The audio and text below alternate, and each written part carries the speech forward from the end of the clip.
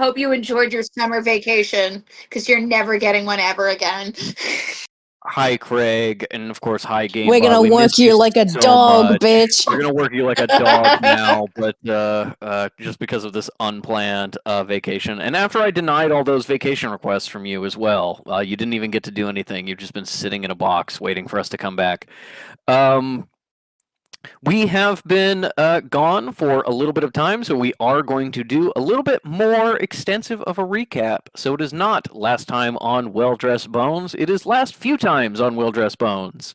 Um, our party is dealing with a sort of international threat, something that seemingly Jonas has put together called the Triumvirate, a concept that exists in necromancy and in necromantic lore of three great threats to necromancers specifically, but also the world. Something that has always existed, perhaps more as a metaphor than as a literal truth. It seems that somebody, probably Jonas, has decided to make it a literal truth with three great villains that are perhaps not working for Jonas, but working with Jonas, or at least heavily manipulated by Jonas, to accomplish some of his goals. Of course, the larger goal being a final defeat from the Faceless Ones, taking down probably accomplished by taking down the wall that has kept the Faceless Ones out for this long, so they could be destroyed utterly instead of sort of always waiting for the other shoe to drop. But how things are happening and how that's going to be accomplished, you really have only gotten bits and pieces of different plots that Jonas has been pursuing and putting forward, and it's very difficult to see the big picture. The triumvirate is made up of three members, hence the name, that go by the names the Regent, the Abomination, and the Librarian. The Abomination is a ancient evil that has been a somewhat enemy of necromancy for a very long time.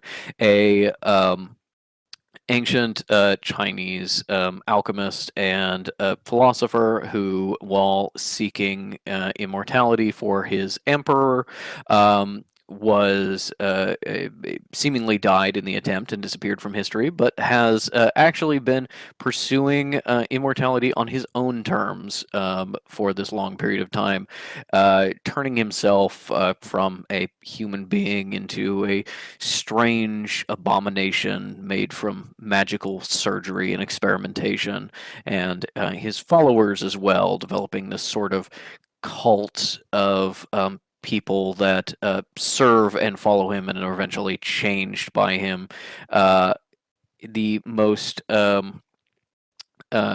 recent iteration of that being a medical company that is very closely tied with the Chinese government and whose subsidiaries have done things such as cut fish apart into a million pieces and then seemingly take their fingers and uh, as well as kidnap Fish's son, who we now know exists, and uh, keeping him for experimentation as well.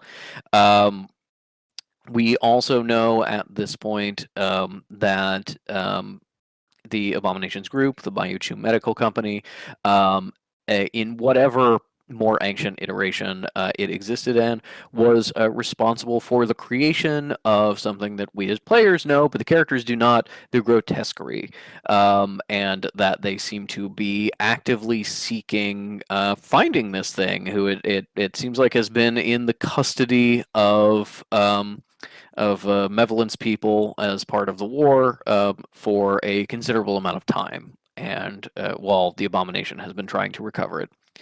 There is also the librarian, whose name is perhaps purposely dorky. Someone sort of playing with the idea of an evil organization and secret societies by giving themselves a not very cool title.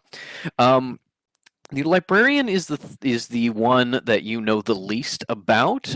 They are associated with a organization called the House of Hidden Truths, or Domus Veritas Arcanum, which is seemingly a secret society that has existed for most of human history, whose mission seems to be in some way about recording information and safeguarding information, not just magical information, not just important or secret information, but also seemingly mundane information. And what exactly they want and how they wish to acquire it is a mystery, but May Gladly has become a lower level member of this organization and has been hunting these people, trying to figure out what the house is after, and what specifically the librarian is after. The librarian having participated in the kidnapping of Cal's sister, and various attacks on necromancers, and seems to be the one running the assassins that have been hired. Tesseract, Kafan, and Andrea Barrow, the reflection of May, as well as the Barghest, a necromantic construct, lost soul kind of being that has been hunting and killing necromancers and thwarting you at many turns, who you killed, and then it immediately came back. So still a very dangerous enemy that you run into every now and again. Of all of the librarian's minions, the sorceress assassins seem to be the easier ones to deal with. And yes, you also discover that the librarian was creating a sort of farm to create them artificially, trapping souls in the beyond and not letting them move on, so they suffer eternally in the wind of death, stripping away their personality until they themselves become Barghest, sort of artificially. You also know that a person who is assumed to be the librarian, although was not 100% confirmed, was party to the plot to kidnap Fish's son and to get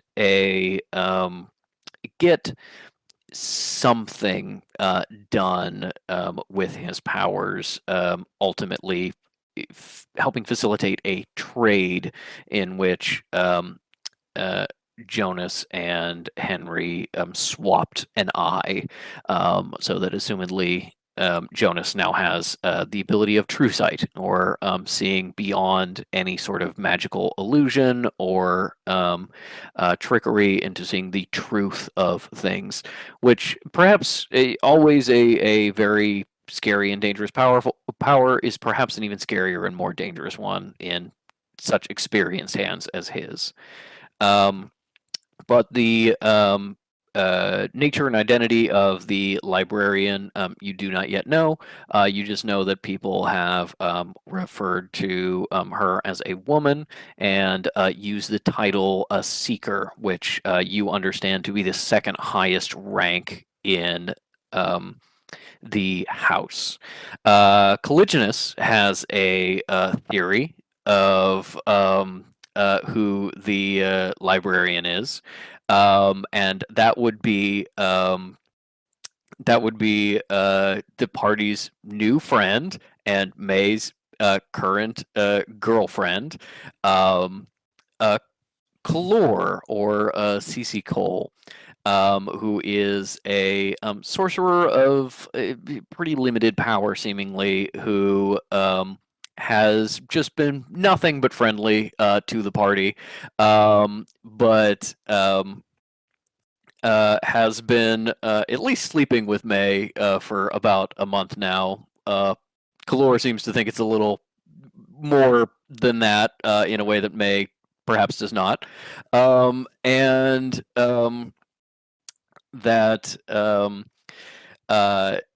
despite being nothing but kind to the party, Calligenus has been very suspicious of her from the beginning, eventually finding evidence that she had a history with metal, and eventually finding that she is perhaps not who she says she is at all, as Cal has found and now shared with Fish that her what she claims to do for work, this thing that has caused her to keep showing up in their lives, she is not that person and does not hold that role. And the person who she has been with constantly, Mr. George, working as his assistant, Calligenus has now met Mr. George, and he is not that man.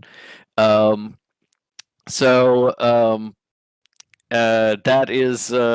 is also a separate plot thread, and uh, lastly, we have the Regent. Who the Regent is still not 100% clear, but you all have a very good idea. The Regent is believed to be the leader of a secret society social club known as the Maharu,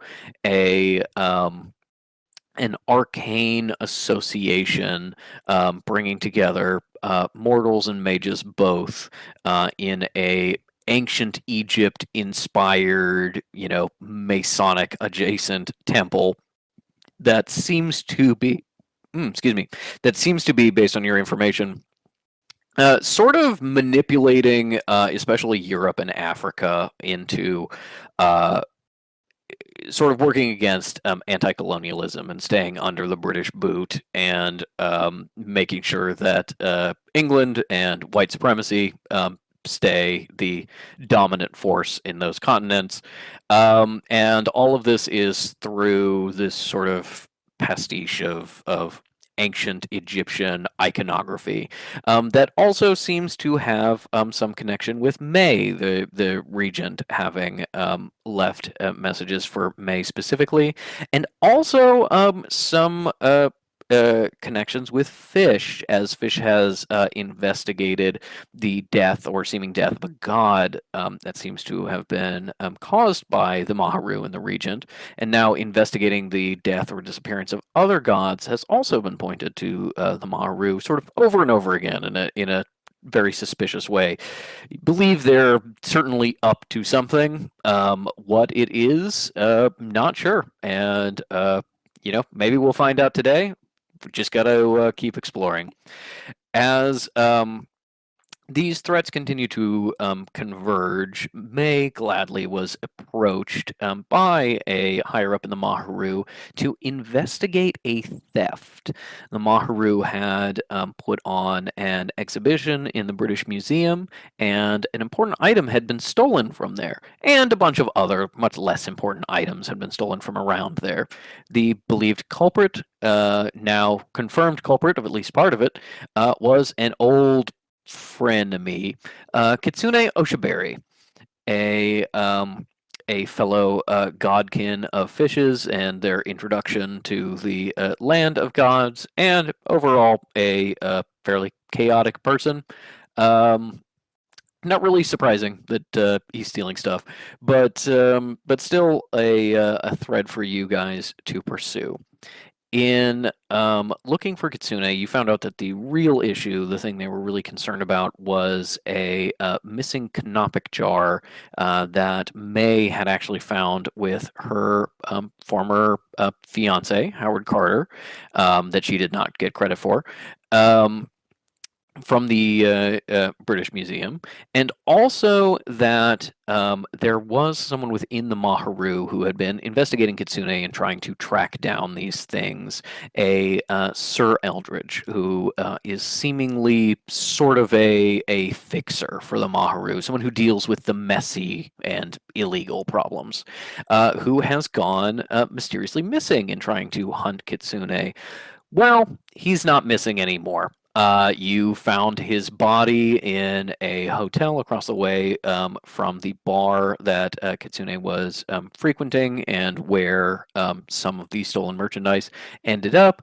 Throat slit next to a wall covered in cracks. How exactly he died and by whom, unclear to you, just knowing that he had been having communications with someone about the selling of information, and that lead suddenly went dead, and that Kitsune may have been involved in covering that up. And there are also some other interested parties seeming to be around the edges of this. Um, the mother of Senator Drum, Nine Rosewood, is in town working for a new revolutionary organization, kind of keeping an eye on the Maharu and feeling out its goals and actions. Also, Gruesome Krav is holding court in the bar in which Kitsune dropped off some merchandise, and seems to be investigating things from that end, possibly related to a regular of the bar named Johan, who has died. As the party eventually found Kitsune, surprising him after he was smuggling out some alcohol from the bar, taken to his shithole converted apartment, and after heavy flirting with May, you were told that he had infiltrated a Maharu ceremony meeting before, and that he would be able to get you in again at the point in which we pick up. That is the next night, not tonight, but tomorrow night. As we open up now, having parted ways from Kitsune, you have called in the murder of Sir Eldridge to your contacts within the British Sanctuary, Detective Parody Stone and Assistant Administrator Merowyn, since the Administrator himself seems to be a member of the Maharu and maybe complicit in things that are going on, as well as some other important sorcerers in the community. Metal visited with Sir Eldritch's now widow, maybe caught a vibe. We'll see. And you are just now choosing how to spend the rest of the day, knowing that tomorrow night you will be infiltrating this ceremony for the Maharu, and the day after, a transaction will be taking place. The Maharu and the Abomination are meeting for some sort of very important transaction between the two of them that both seem to be coming into town for, and that you've all decided you should at least observe, if not interrupt, which is day after tomorrow. And so with that, we will open with the four of you, Cal, Fish, Metal, and May, on a street corner coming into downtown London.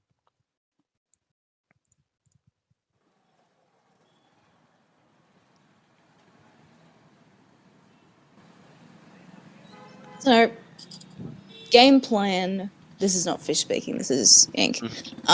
Game plan for the meeting ritual that we're going to have Kitsune get us into, but not but not the exchange.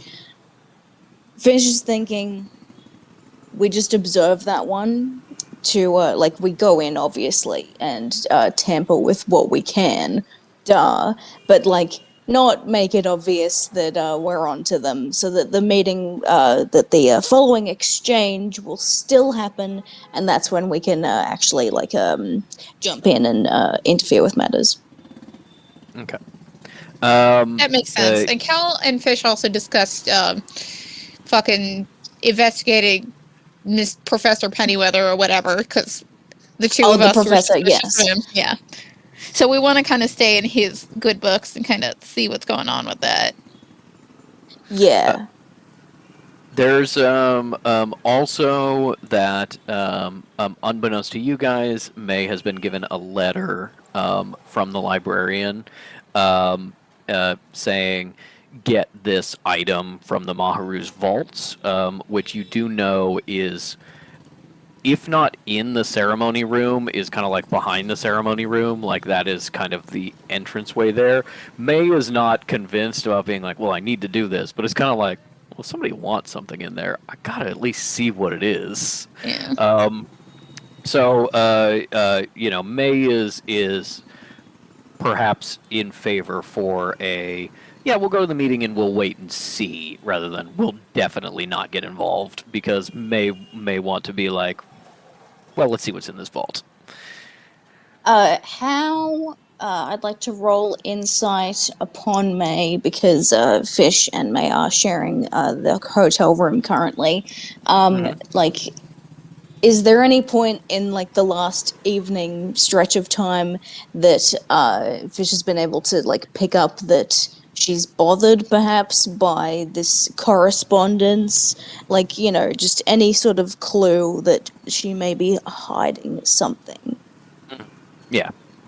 Go ahead and give me an insight check, and I will say this is not opposed. I was also going to say, Cal goes, Fish, stop saying that you haven't eaten in 2 months. But I haven't. No.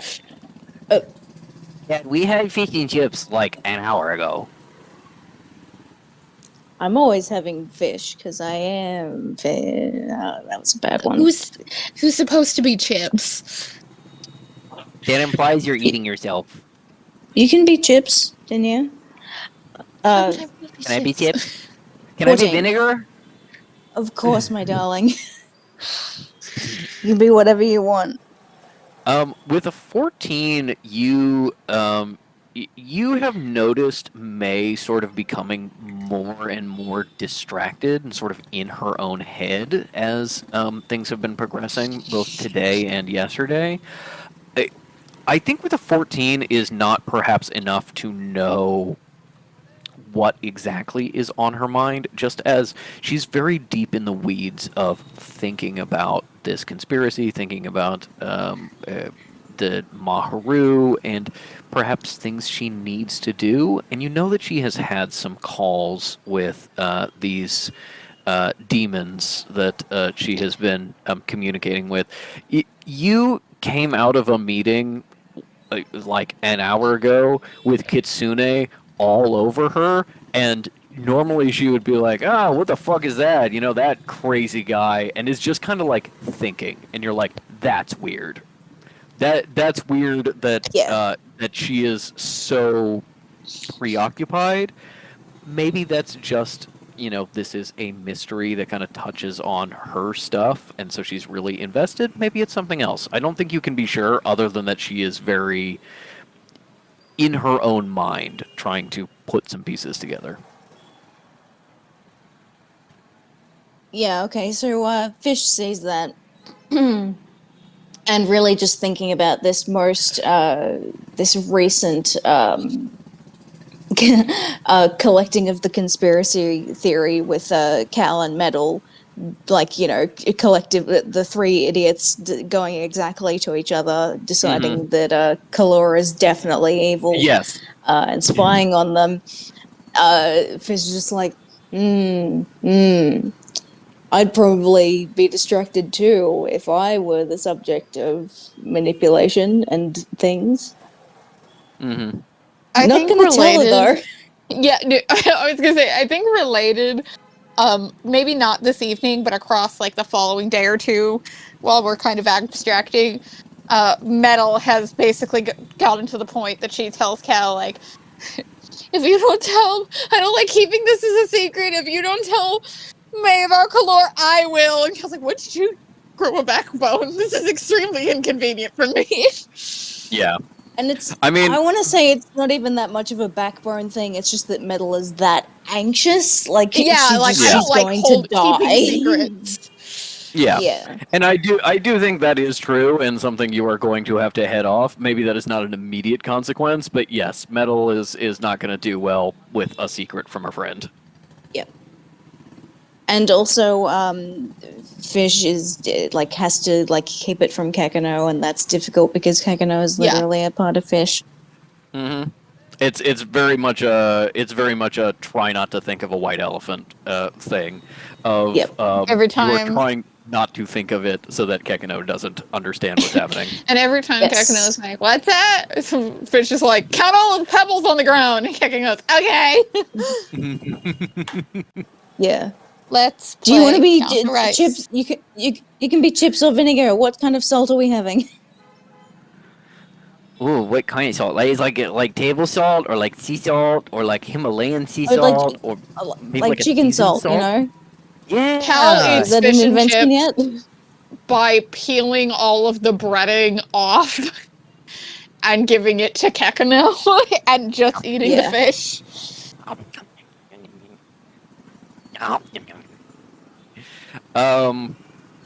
And Fish likes to look at the indistinguishable white meat and go, I can guess what kind of fish this is. It's bream, it's snapper, it's not salmon because then it would be pink.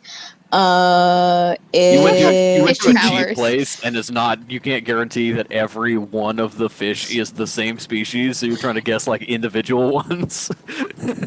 Yeah. Exactly.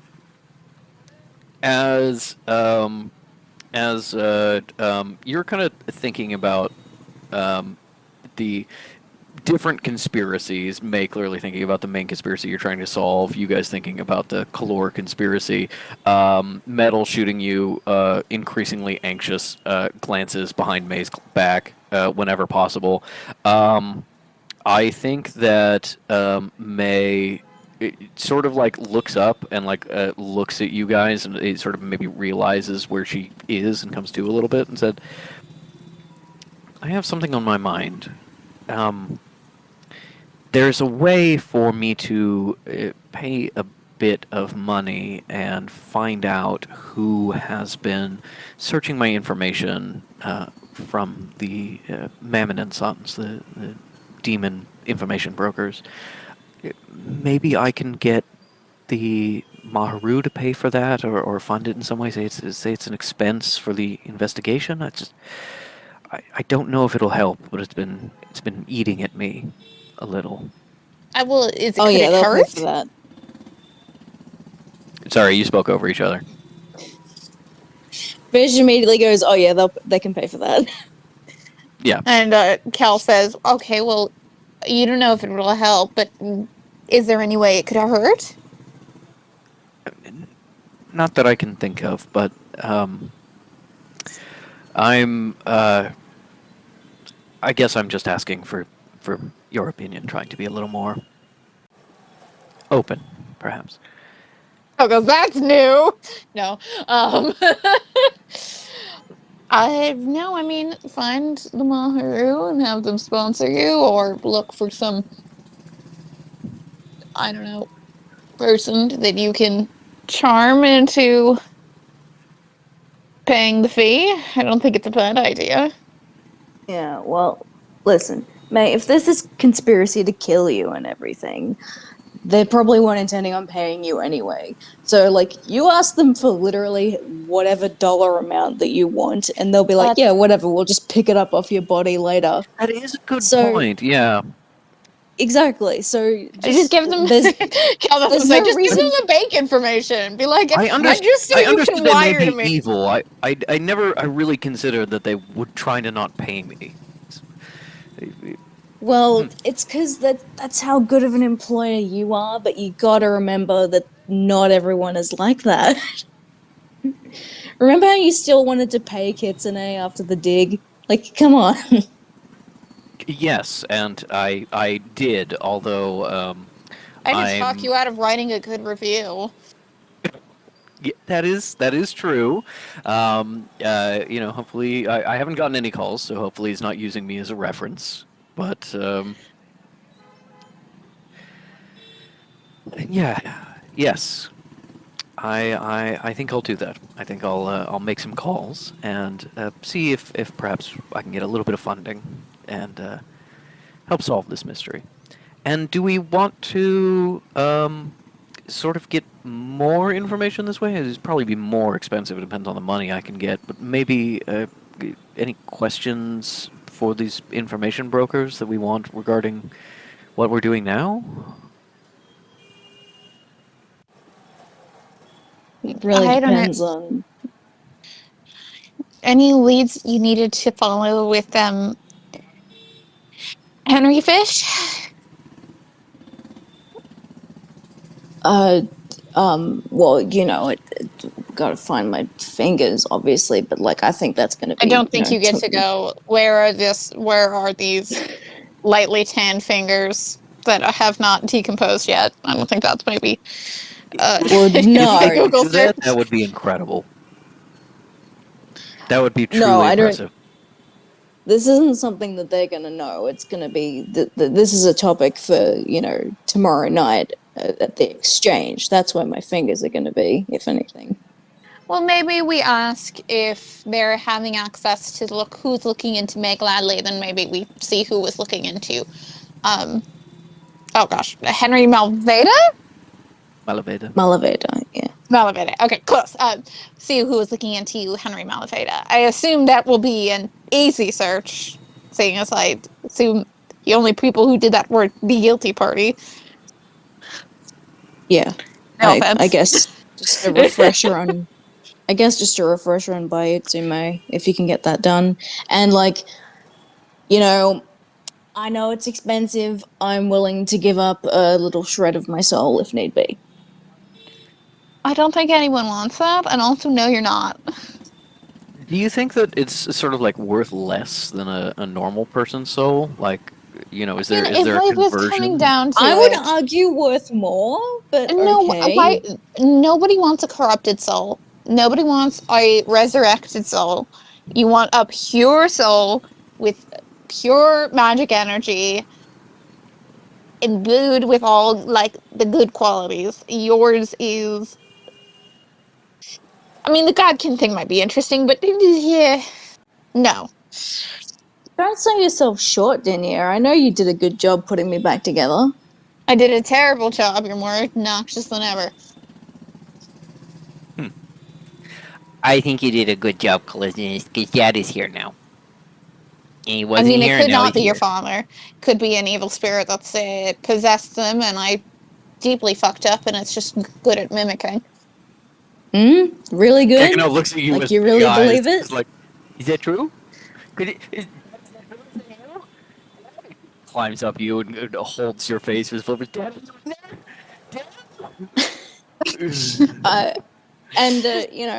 Holds Kekino and like cuddles him. It's like, of course I'm me, buddy. Otherwise you wouldn't be you. You know that you're Yeah. you, right?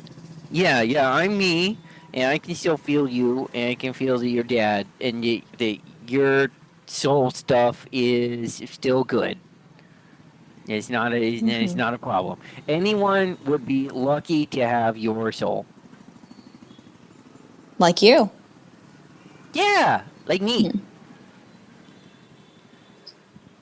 See, how's that not pure of heart? Like, Put you and your Iron Metal souls up for market and see who gets higher bids.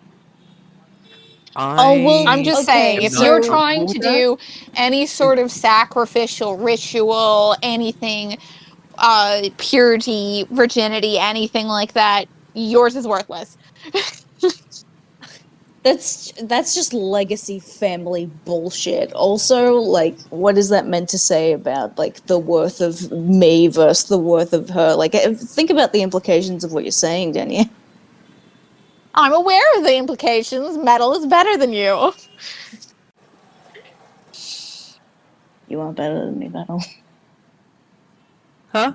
Oh. You are better than me, Metal. Sure. You see that Metal is just like blushing really deeply. Something you I don't got said that triggered her. anymore. Yeah, something you said triggered her to think about something else, and I she think Fish can immediately roll got distracted for from the conversation. Fish can Do roll I for ha- sex. Mal is like my good virgin buddy. Okay, roll for sex. What's the modifier on that? Roll for sex, probably insight. Cool.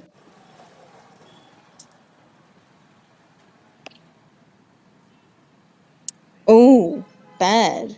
That's just an 11. They're off, as we know, as it's been established this season, off their game. Metal is a bit sensitive when it comes to sex talk. You know, she gets embarrassed easily. So I think it's just doesn't want to I'll be embarrass thinking about her. that. Yeah. Yeah. Okay, Fish is gonna be nice and not even touch it. Fish goes, "Hey, it was like a billion months ago, but you mentioned that you were having sex in here."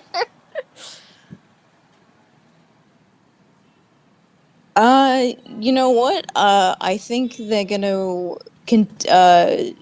just not even, just not touch They're it. gonna be like subject change. Yeah. Yeah, so Yep. in that way where it's like, that's funny that you would say the thing that is a reference to some.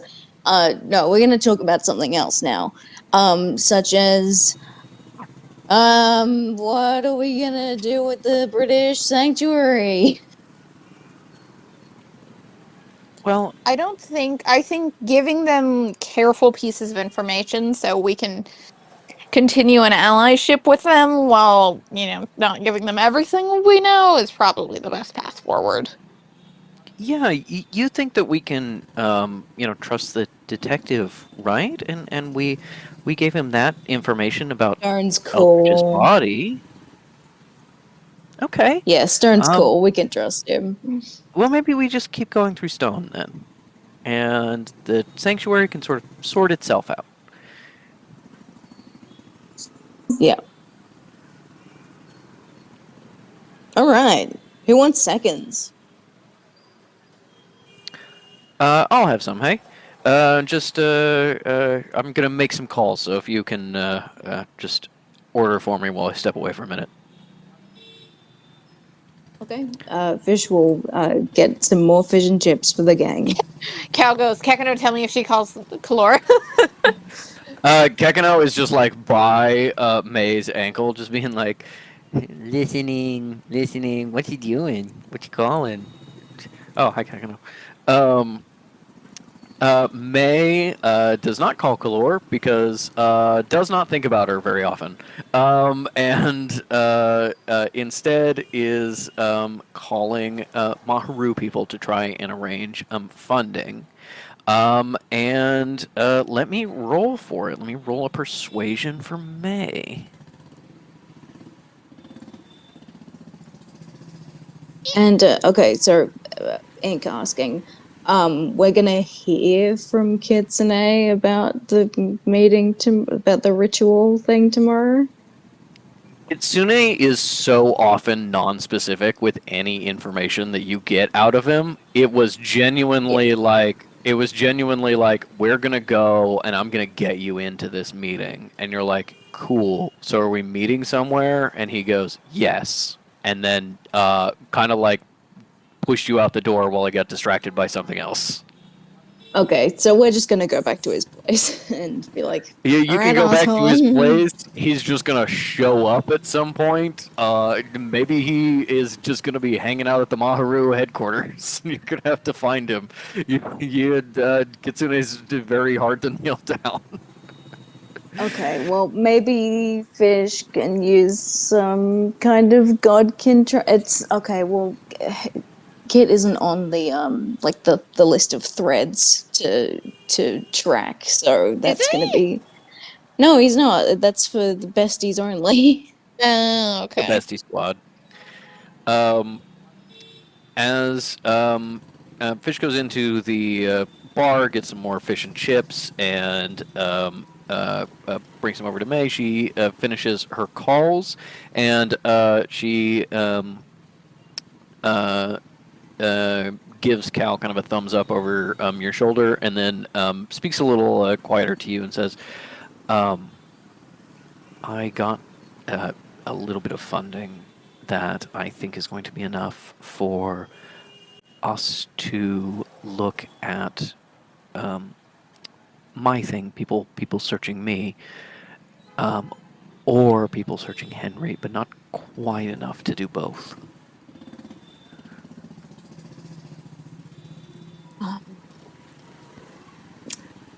There's an instinct in Fish that wants to go, all right, well, what we can take care of you, but I want my son to be careful, to be safe. So they like take a breath and go. Well, how about I'll just give him a call back at home, see how he's doing, and if everything's gravy, we'll go ahead with asking about you.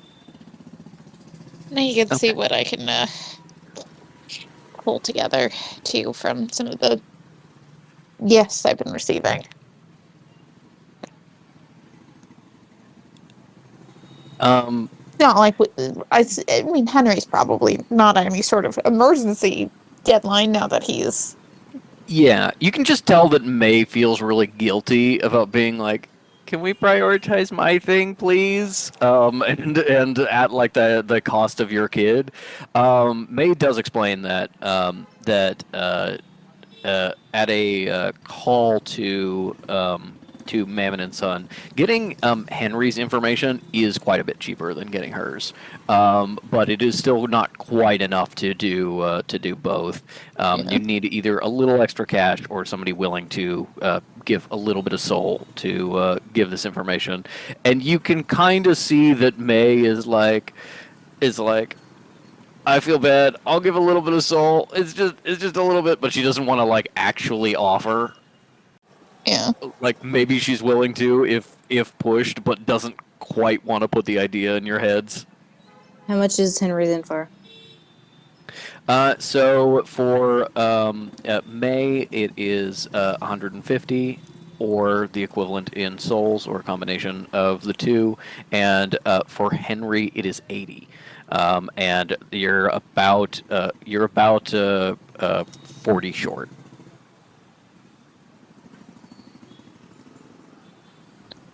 No, Fish isn't. Okay.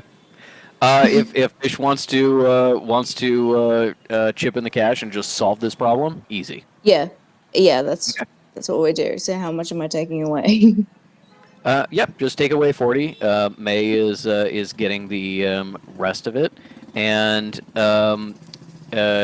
she arranges later that day to swing by the Maharu office and pick up some cash, some walking around money for this, and then she has to call and kind of figure out how this happens. How do you get cash to Mammon and Sons in Venmo. London? Exactly. And it turns out That's after a teleporter named Venmo. Yeah. there's a teleporter named Venmo. It turns out that according to Mr. May, that having teleporters just like move cash around like a teleporter based banking system is not really feasible. Of just the teleporter fees alone eat through all of your profit margins when you do that. It's like good. It's like PayPal goods and services. Yeah, exactly. You're like, I have to add an extra charge for the teleporter processing fee. Mm-hmm. Exactly. The way it is solved, seemingly, is that there is a professional sort of middleman service. They're kind of, it seems like they're kind of gray market, not quite black market, used enough by official organizations like sanctuaries to give them some legitimacy. But essentially, they're a broker where you go and you can deliver not just gold, but also things like souls or rare objects or things like that, where they can say, based on my reputation, I have received the payment, and I will now like handle the transportation to you or moving numbers around in the ledgers, sort of like a shadier version of a small banking system that's just for like major magical organizations. And there are a couple outposts in London. May finds the one that is closest to your hotel, which is essentially like if you go to your hotel and then make a beeline for the shadiest part of town closest to your hotel, that's where it is. It's like when they So- have like the fucking little like shady cash wiring businesses. Exactly like that. Exactly like that for magic. And it seems like that's something that can be handled a little bit later tonight, is doing these errands. And if we want to go into a little bit more abstraction, we can take care of that now. Yeah, and also in the abstraction, Fish calls Henry. Yeah, Just be like, absolutely. Hey, buddy, how you doing? Yeah, no, I can't tell you anything what we're up to because it's secret, important work. But like, we're okay. It would be funny if you were like, you have no context from this. Kalor is evil. Then you're like, Yeah. who's Kalor? Oh no! Do I know that one? And it's like, okay, There we now, go. Sorry, I don't. Is that Caligulus' partner? Fish goes, no, but I like No. where you're going with that. yeah, no, I have thought that Tractate is a little bit evil from day one. I mean, actually, not from day one, because from day one he was fine. But then at the moment that I knew that, But then he started dating they had a religionists. yeah. I've still given up on that. By the way, I'm being good. Okay, well, that's good. I would have liked some more praise for that, bud. You're doing great, and you're really mature. Thanks. You're a good kid. Like massaging your dad's ego. I had a child for external validation.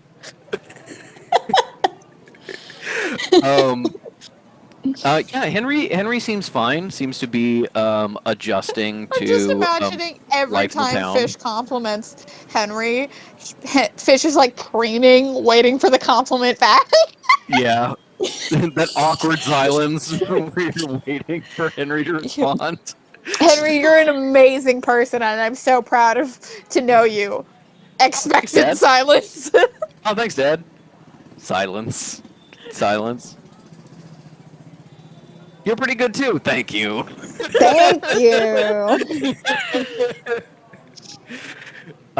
Yeah, Henry seems to be doing fine, adjusting to living in the town. He seems to be visiting the temple a little bit, sort of like day to day.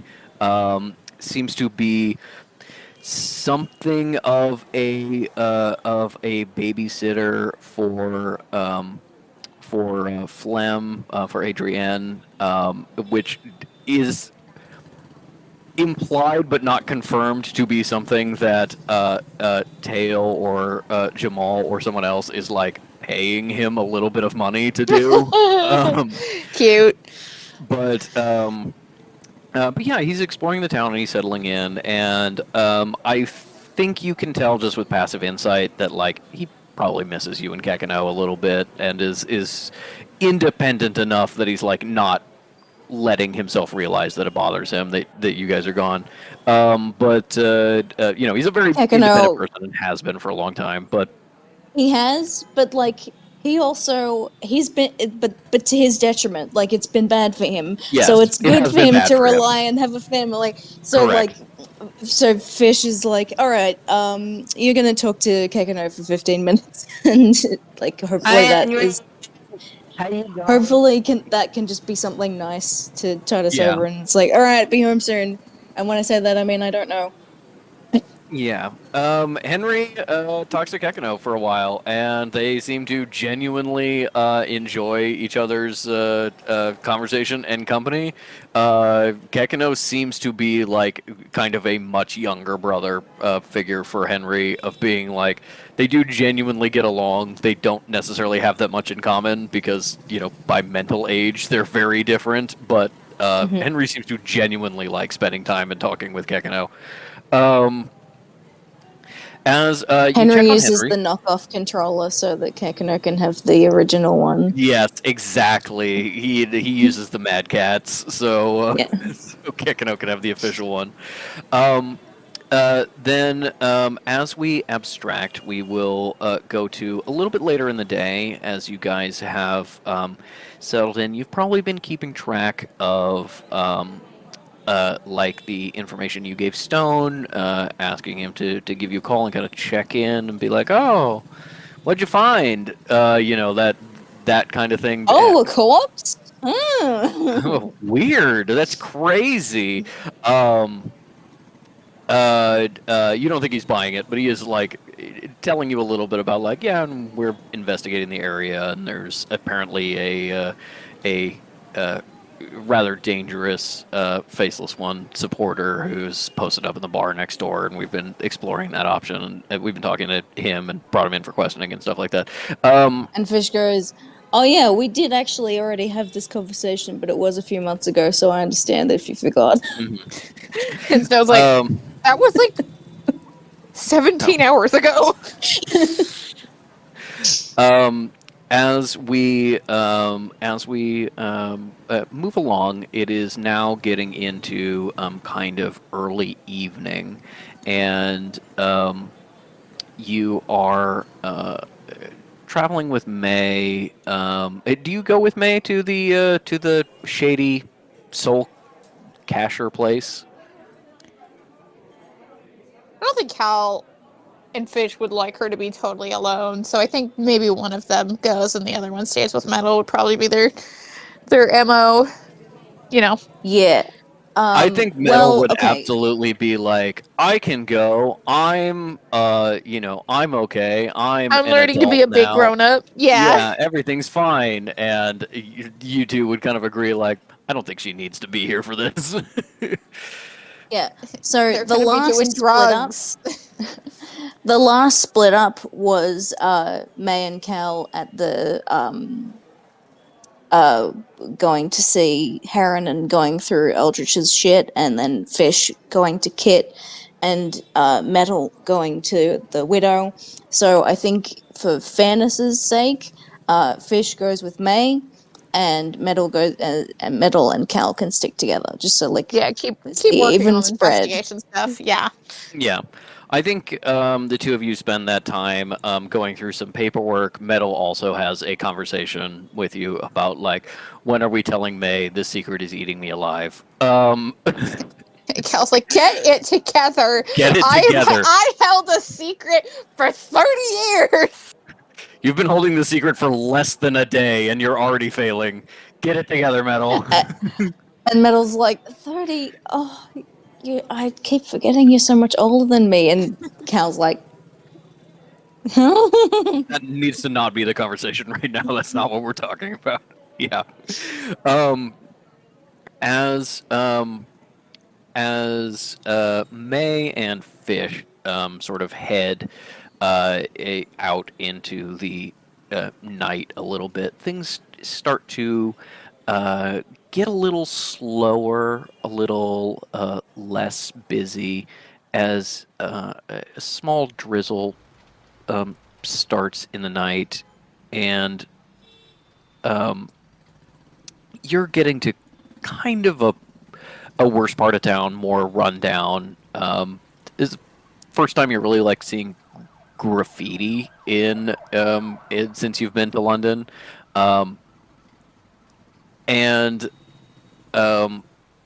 you arrive at what is on the outside is an antique store with a little storefront inside.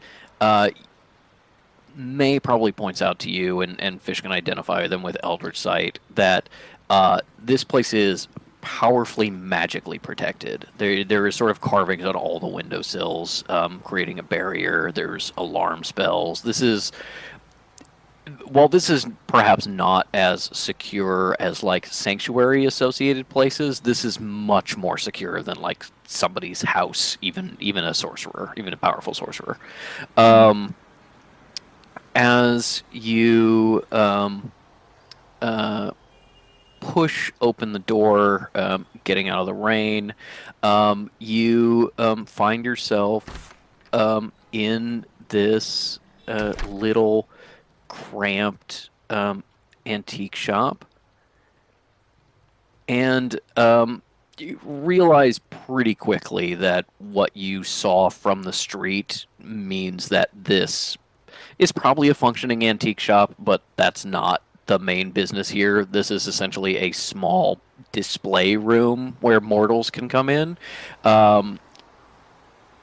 You see pretty quickly that like the counter is like at the halfway point of the store, just by like footprint of the building. There's definitely a lot more in the back. And as you approach, ringing a little bell, a man who is wearing a suit that's very like threadbare, kind of like patches at the elbows, like definitely seen better days, comes out and greets you. Hello. Is there anything I can do for you? Is there any antiques that you're in the market for? Fish like loudly goes to May like, how do we let him know that it's a magic thing and he doesn't have to do the pretense? May just fully like turns to this guy and goes, "We have a transaction for Mammon and Sons," and he goes, "Oh, of course, right this way," and just sort of like opens up the little like bar in the counter and like gestures for you back into the employee area, holding like a big beaded curtain out of the way for you. You step into a much more like well-maintained area. This is clearly just like a little office with a very big secure desk here, and a very scary looking guy hanging out, clearly muscle for the establishment, as this guy comes behind the desk and, dropping the character, just fully sits down, entirely different body language, just like, "So you have a transaction to make?" And Fish is like, all yours, Miss Gladly. Yes, we need to. But like they also like kind of position themselves behind the muscly guy and go, May's like, yeah, so. We have some money to send to Mammon and Sons, and we're told to bring the cash here and then enter one of your secure rooms. Of course, we'll contact Mammon and Sons and get the price immediately. Give me just a moment. As he steps into a back room, uncomfortable silence as you and the bodyguard sort of consider each other. He comes back and has a little wooden tray that you can see is pretty powerfully magical. It is genuinely an object of being like every surface on this little wooden tray is carved with some sort of magical symbols. He says, if you wouldn't mind putting the cash as agreed or equivalent in containers containing souls on the tray, we will begin the transaction. May it takes out all cash, 230 gold, puts it on the tray. It's sort of like almost like a soap bubble popping into place. It's suddenly like contained, and you realize that if you reached out and tried to grab this bunny back, you don't even think you could remove it. There's something like holding it there as he takes it and slides it under his own desk, and he says, please head to room 1. The information will come through shortly. Can Fish leave May to do that and go back out to the antique store? Absolutely. The bodyguard sort of gestures to a door marked 1 that May can head into as you sort of wander back out into the store. Well, I'd like to roll perception on like what nice things are there. Perception to see and appreciate, investigations to find things worth buying. Investigation then. And yeah.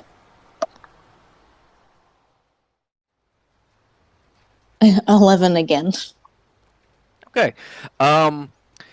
The thing you notice pretty quickly is that mortal stuff is like not your bread and butter. For as much as you've existed in the mortal realms, you don't know how much like an old lamp should be.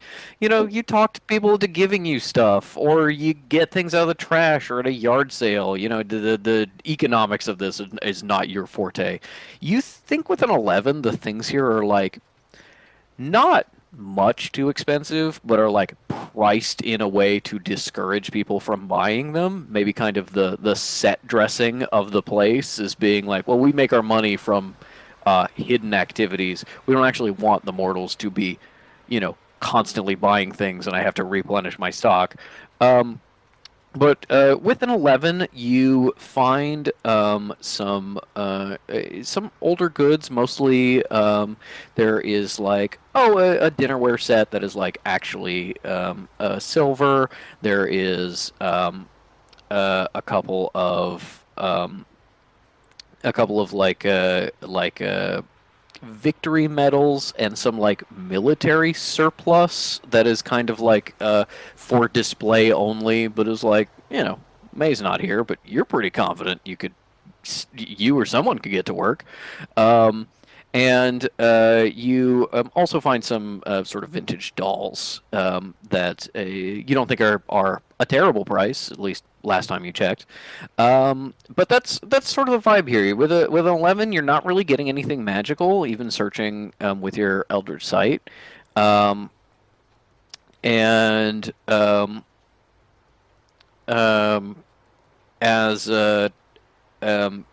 you're looking through, there's a number of things that are interesting for mortals and maybe for people who like this kind of thing, but nothing like hidden magically here. Clothes? Definitely some clothes. There's a lot of older suits and jackets. There's a number of dresses. There's a fairly large like wedding dress section of being like wedding dresses that were like worn once and then sold. But there are Fish, some other Fish looks at them and is and like, some, what the fuck are vintage these? cloths. Yeah, I don't know what these are. Why would somebody wear white? It stains so easily. Shoes. Specifically women's shoes, specifically petite women's shoes that Cal could wear. There are some women's shoes with an 11. They're pretty random in size. There's definitely like here's some women's clogs that are like a size 11, and here's some women's high heels that are like a size 4. There's not a very big selection. It's the kind of thing of like a antique store that actually cared about being an antique store might have a more diverse collection, and they don't, so they don't. You do find some that, at your estimation, would probably fit Cal. There's a pair of sort of low heels, like 1 inch with sort of like a woven strap design over the top of the foot. Not particularly gaudy, just sort of a brown color, you know, that kind of like more on the fun side than the practical side, but you think those would fit Cal. So the reason why Fish is focusing on this is one, so that they're not thinking about like the fetish. Kalua thing. 2, foot fetish that they're discovering, and 3, because Fish feels like they owe Cal a new pair of shoes. Not just feel, but like they literally do at any given adventure. The bar. Just detail from last session that I liked was that Cal took off her heels to not make noise, and then it was gross on the floor. And so Fish is like, here's how I can make up for that. New shoes that won't make noise. Anyway, nothing. Once the transaction with May is done and she comes back out, she's probably like, what are you doing? And it's like, what do you think about this for Denier? It's like, what are you doing? It's like, no, I don't know either. Let's leave. I think that May does come out, and you're like, "Are these cute?" And May's like, "Sorta." Can you actually come in? I want to get your opinion on something. Yeah, sure. What's up? As May kind of leads you back into the room, she speaks in kind of an undertone to you and is like, I checked with them. The rooms are soundproof. They're private. These things exist because of their reputation for discretion. So when you close the door, you kind of feel this like pressure differential as it like seals behind you. You are in a small room with 2 armchairs, a small little table, and just a typewriter sitting in the middle. And the typewriter has pushed out a piece of paper that it has typed that is in front of you here, and it. Oh my god, let me copy and paste. Holy shit. My mouse is going crazy. I'm sorry. It's the lighthouse. It is the lighthouse. The lighthouse is causing me. I can only operate my mouse when I'm in the dark.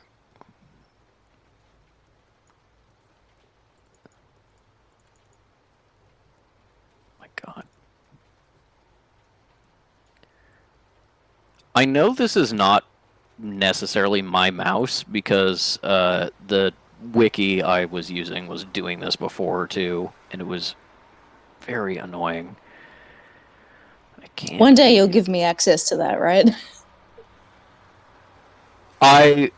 Mooney, you're muted. I can just hear you yelling from the other room. But the thing is, I actually started doing that, and now it is annoying me because in my wiki I have the full version and I have the player version, and I keep having to make sure I'm on the right one, but it's not like advanced enough to share yet. I keep being like, can I have the Axe characters at least? And he's like, no! Give me Connie's page. It won't hurt nobody. Oh. I say this as Connie comes back as the surprise villain of season 3. I mean, genuinely, the thing is, you're mostly going to be disappointed because it is almost entirely like me having the like default sections and then occasionally information, most of which exist on like separate documents. I am not good about updating the wiki.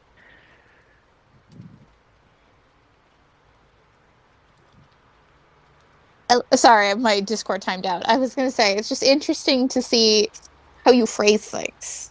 Yeah. How you summarize.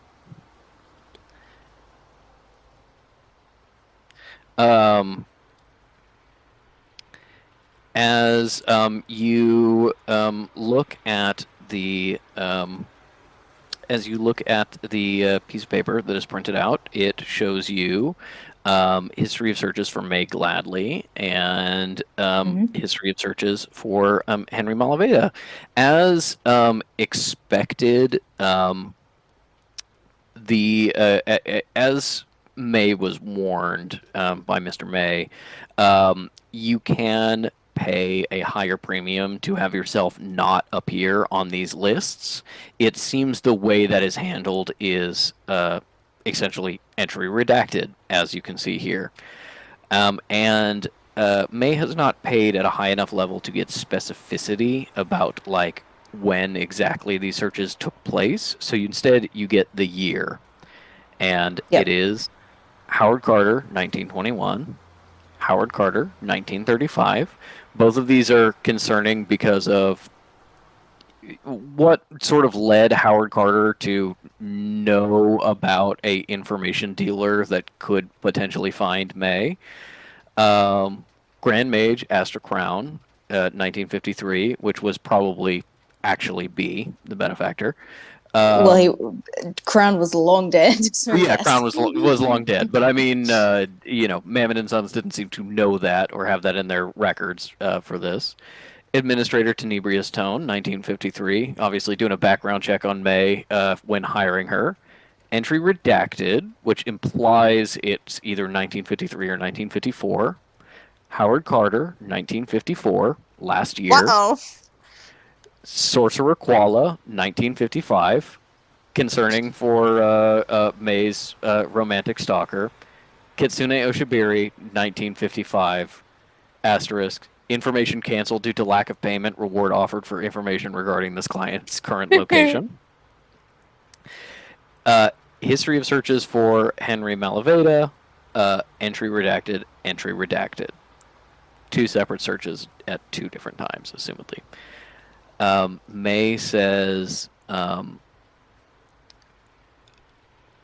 want to ask your opinion, and I want you to be honest because I'm struggling with something here. I know they're demons, but they're information brokers, right? They don't get by if they have a bad reputation. Do you think they would lie in the information we paid for? Why would they? That's what I was afraid you were going to say. Here, and she taps the list. Howard died in 1939.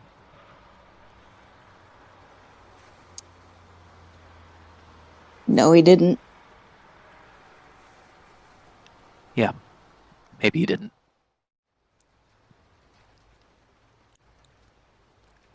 This person who's after you, all these secret messages, like, intended for you, very specifically. I was talking about it earlier with Danielle, but I think he's still alive. And he's after you, and he's probably, like, installed super high on the fucking Maharu, if not in charge, because the whole thing is like a cult dedicated to him. Isn't that exactly what this guy would do? You may be right, Fish. I was going to say, how could he be dead? How could he be out of the limelight for that long? But I didn't think a cult leader was going to particularly be his style, but maybe. Look, you can never tell these things. Thank God you didn't marry him. Yeah. No, thank God. If he's alive, we have to find out, and we have to find out what he knows. If he's discovered magic, I don't know. I don't know what it'll do or want to. The other thing I wanted to talk to you about is entry redacted. I'm led to understand by Mr. May that getting that is fairly expensive, regular payments. So that implies to me that it's likely that this is perhaps the same person, both on my list and on Henry's, and perhaps this person searched twice. I think this is the librarian. I think that's the other person who's been contacting me. Right. Yeah, she was studying him. She was involved with Henry's kidnapping.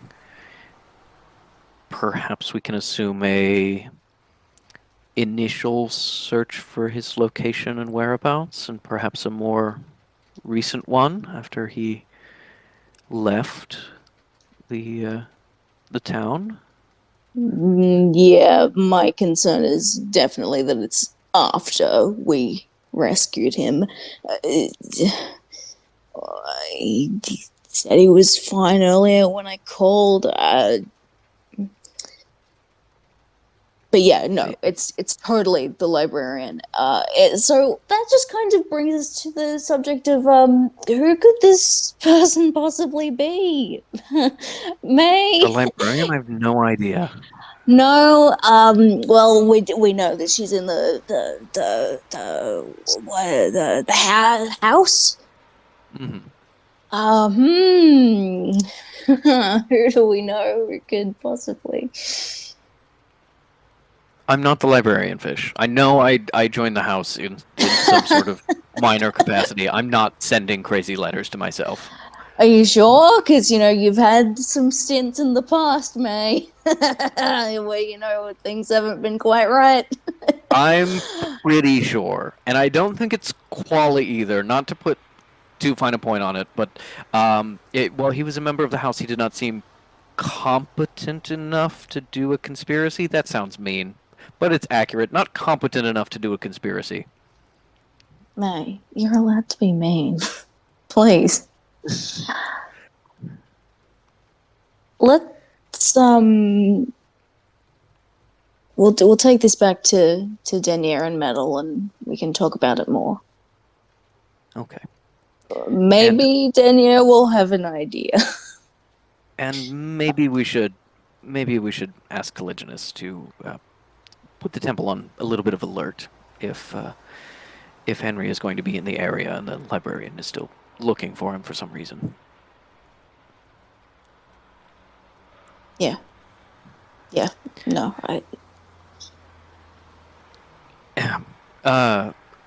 last and least important, Kitsune was looking for me, and this asterisk, that had to have been what? Today? Yesterday?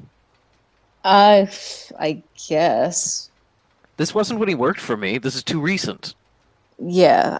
Well, I mean, who doesn't want to learn more about May Gladly? I suppose, but maybe we should call? Is there perhaps a way to get more information out of Mr. May regarding this list? Maybe things he'd be willing to share? Maybe, I don't know, maybe Well, exchange for something more? I've never spoken to the guy. You're the one with but maybe I could try and use the old fish charm if the guns aren't working. I mean, yes. Try not to ruin my relationship with this man. He seems very seems to be giving me a lot of favors to try and sort of bring me on board. But yeah, why don't we give him a call? She pulls out her sending stone, calls Mr. May, gets directed from the front desk. Hello, Miss Gladly. Wonderful to have your call. The information that you received, did it come through all right? Yes. We just had some questions about some more information, and actually, Fish wanted to talk to you. Oh, yes. Hi, Mr. Your May. friend, of course. Hello, Fish. What can I do for you? Yeah, so how is it spelled? Fish? No, I meant your name. Because May is Mae, and you. So, like, it would be really awkward if you were also Mae. I understand. I joked about this a little bit with Miss Gladly when we first met.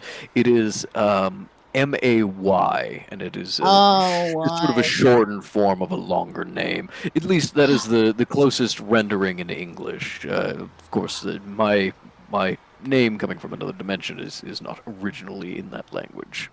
Oh yeah, no, it's not even a problem for you, like, because there's translating to English out of other languages. Also, I totally get it. So listen, bud, Mr. May, uh, what? Listen, bud. Mr. May. It was that was on purpose. Just, um, uh, so So, Mr. May, send a hit squad after Fish. I mean, Bud. I mean, Mr. May, cancel the hit squad. so Mr. May, what is it exactly that is preventing you from giving us information beyond basically a black line struck out um, when you know that this is like really important to us and we are paying you?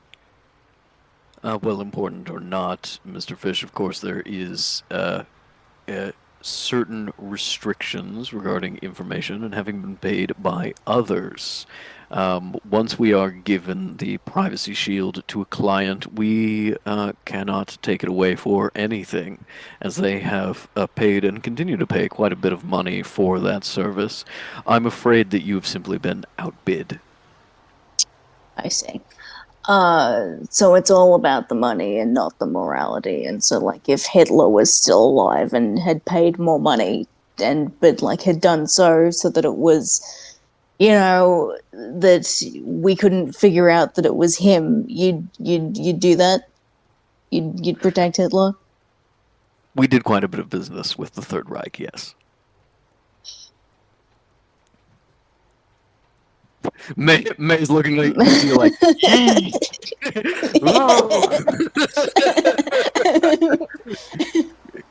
Fish is like, okay, well, we like these guys. We want to work with them. What's going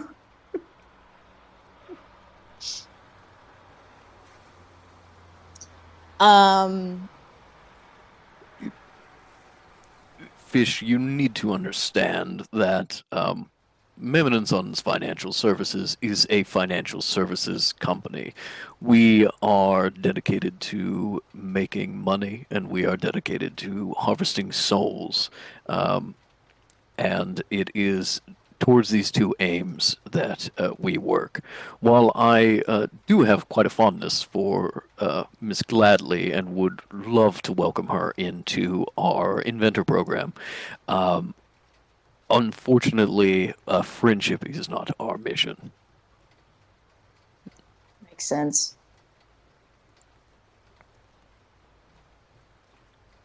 While I have you on the line, I did want to actually ask you something as well as Miss Gladly. Miss Gladly was asking previously about Kitsune Oshibari. Have you managed to find his location at all? Oh, we got him. Excellent. Earlier today. What are you going to give me in order for me to tell you where he is? Well, it depends on the information that you provide. The thing we are most interested in is speaking to Mr. Oshibari at length. In a friendly environment, we will pay for a teleporter to bring him to our office to have an in-person interview. If you are able to effect this and it does go through, we would be able to give you a credit to your account or to Miss Gladly's account on Mammon and Suds for the equivalent of a soul and a half. Okay, and would that account for these redacted names? Unfortunately, a soul and a half is not enough to unredact that names. However, there is quite a bit of information that can be purchased with that amount. We'll see what we can do. Very well. Mr. Oshibury contacted us earlier today about May, and if I could just bring up the transcript for a moment, you understand that because the transaction was incomplete, it is not protected behind our privacy shield. Got it. He said, "What's May's deal? Does she have a boyfriend or girlfriend or what? What's the story there? Please tell me." It goes on in that nature for a little bit. As we provided the information, Mr. What was Oshibury, your answer to that? But to that last question, does she have a boyfriend or girlfriend or what? What did you say? we understand that she has a continuing on and off relationship with a Mr. Sinner Drum, currently located in the city of Khartoum in Sudan, as well as a physical relationship with a Miss Kalor that is yet unspecified. They have that shit down. That's very If scary. they have it down, then it means that they know. If it's demon official, like then maybe you should do If something it's about demon this. official, it needs a label. Yeah. Yeah, just letting you know, we gotta do something about this. I never really thought about it as sort of a girlfriend thing, but I guess yes. We can Okay, have well a the demons discussion have it about written down. Yeah, that's pretty concerning. Yeah. Instead of Facebook official, it's demon official. It's demon official. Also, Hun, this is very explicitly my reference to Nemesis Alert from Dimension 20. Yeah, fantasy guy. Yeah. As you're kind of discussing with May, Mr. May is like, yes, in order to be provided this information, Mr. Oshibury provided his entire soul, and of course there is a number of checks at both our end and at the financial services end. I believe you're in one of their facilities now to confirm the presence of payment, including a soul. We received in transit a marble that had been enchanted to make those who held it believe it had a soul. We have a number of safeguards against that happening, and we would really like to have a conversation with Mr. Oshibury about exactly what of our security procedures he was able to circumvent in order to receive this information. Okay, well, I'll get him for you guys to have a chat with him about upping your security and stuff on the condition that you don't kill him, because he'll probably be useful to me in the future.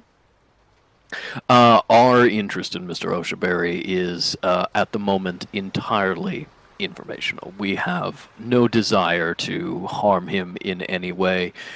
Mammon & Sons prides itself as a neutral organization. We do not hold grudges. And some Nazi shit. All right, no, I got it. Yeah, no, we'll take care of that for you, bud. Thank you very much. It's a pleasure to meet you, Fish, and we look forward to you using our services in the future. Fish doesn't say no to that. They don't say anything to that. Like, once that we're not talking to Mr. May anymore, they say to May, it's like, okay, so there was that time that I gave up a little bit of myself to stop smoking, but like, I don't think, like that. We're not making that a habit. Yeah, no, that also came with a hot makeout, and like, I don't think that your guy is up for that. Am I right? Yes, I think no hot makeouts. I think we can ask up front. I think there's just sort of a I prick was your gonna finger, say, Patrick, your that's soul out of drained away. character. May would never deny herself a hot team and make out. I mean, that's why she knows. She asked. And they were like, no, we I was actually trying do to this see by what the machine. vibe was, Hmm. and I got turned down. Embarrassing. It's clearly not because of me. It's clearly like a legal problem. Yeah. No, not Right. with client. Yeah, no, that makes sense. It's like when you ask your bartender to like have a drink with you, and they're actually just having water. Yeah. Yeah. It's like a legal thing. I guess Fish lays out that after Kitsune gets us into this meeting, that afterwards we're just gonna like knock him out and drag him back here to have to answer for himself. It's To also Mammon and entirely Sons. possible.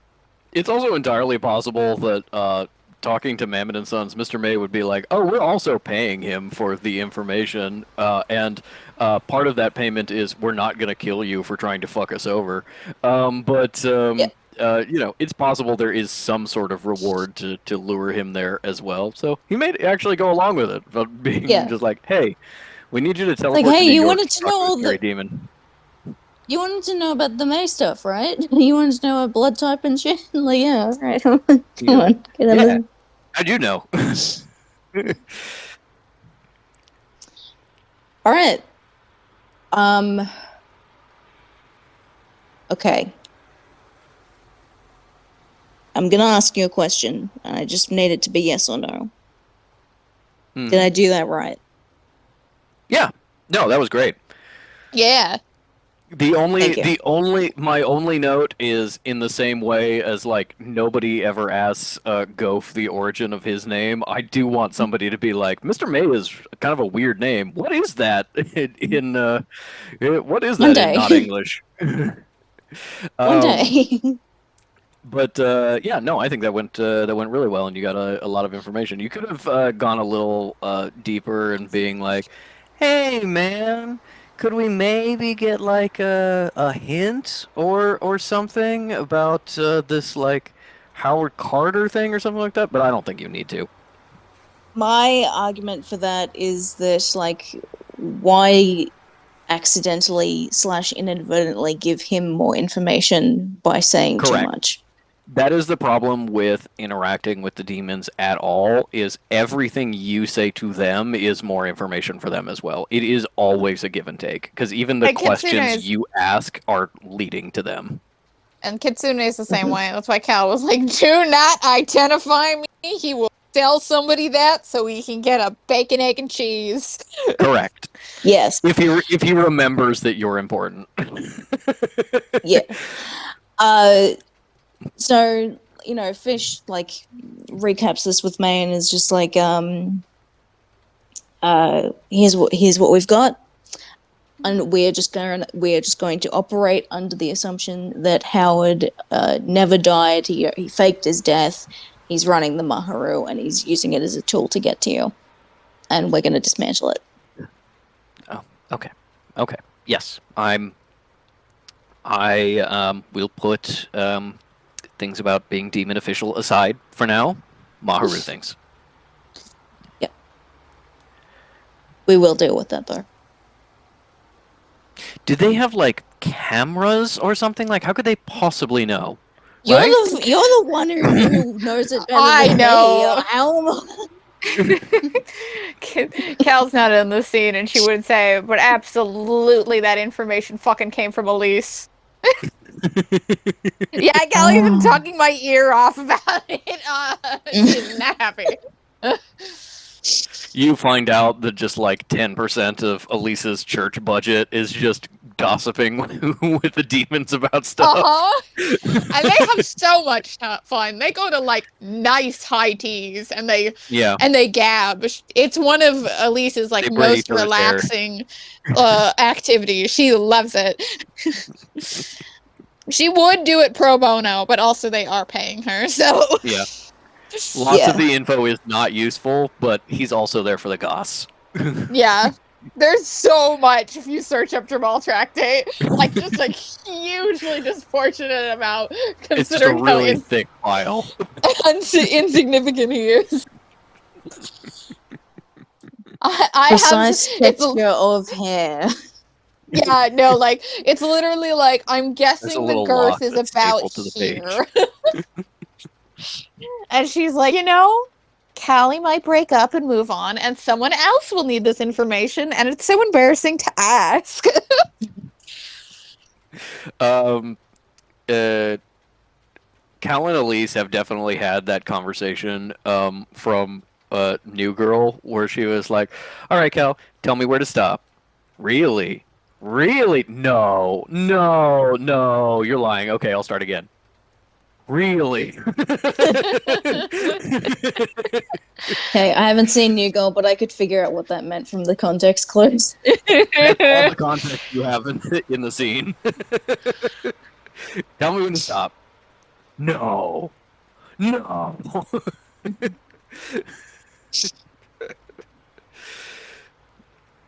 Yeah, as you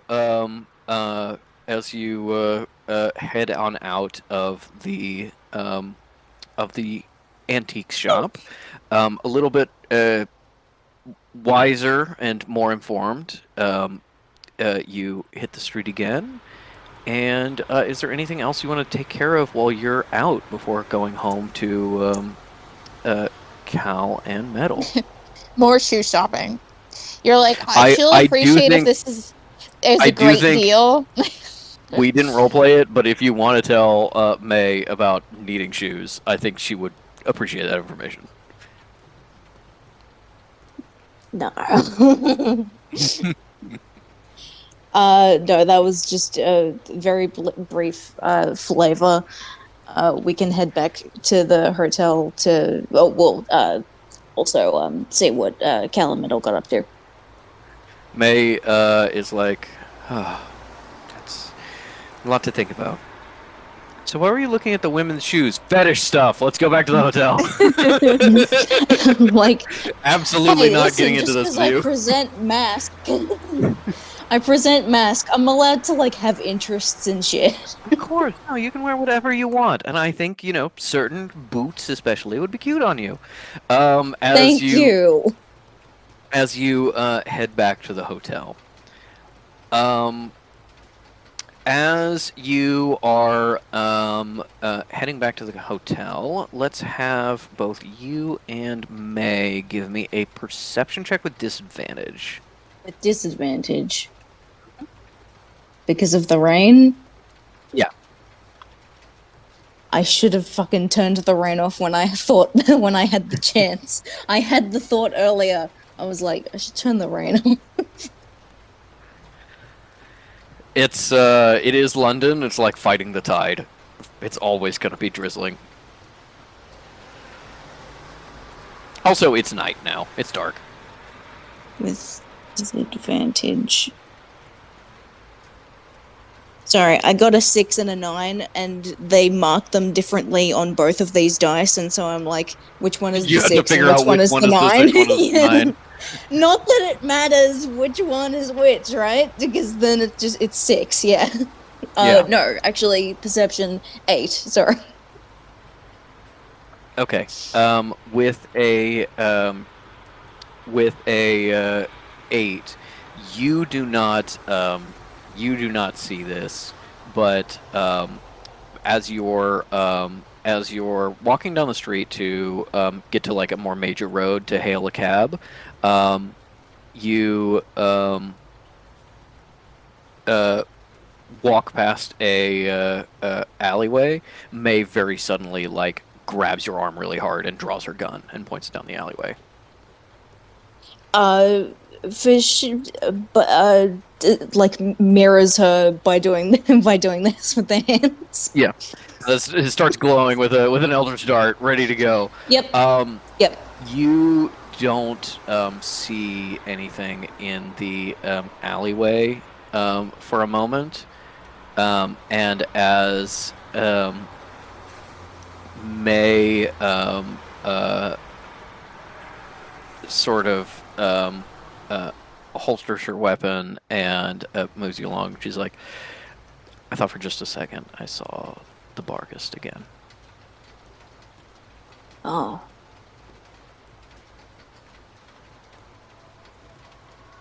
How's your neck? It's fine for now. Fish, like, gives her a hearty pat on the back. Let's get out of here. Yeah.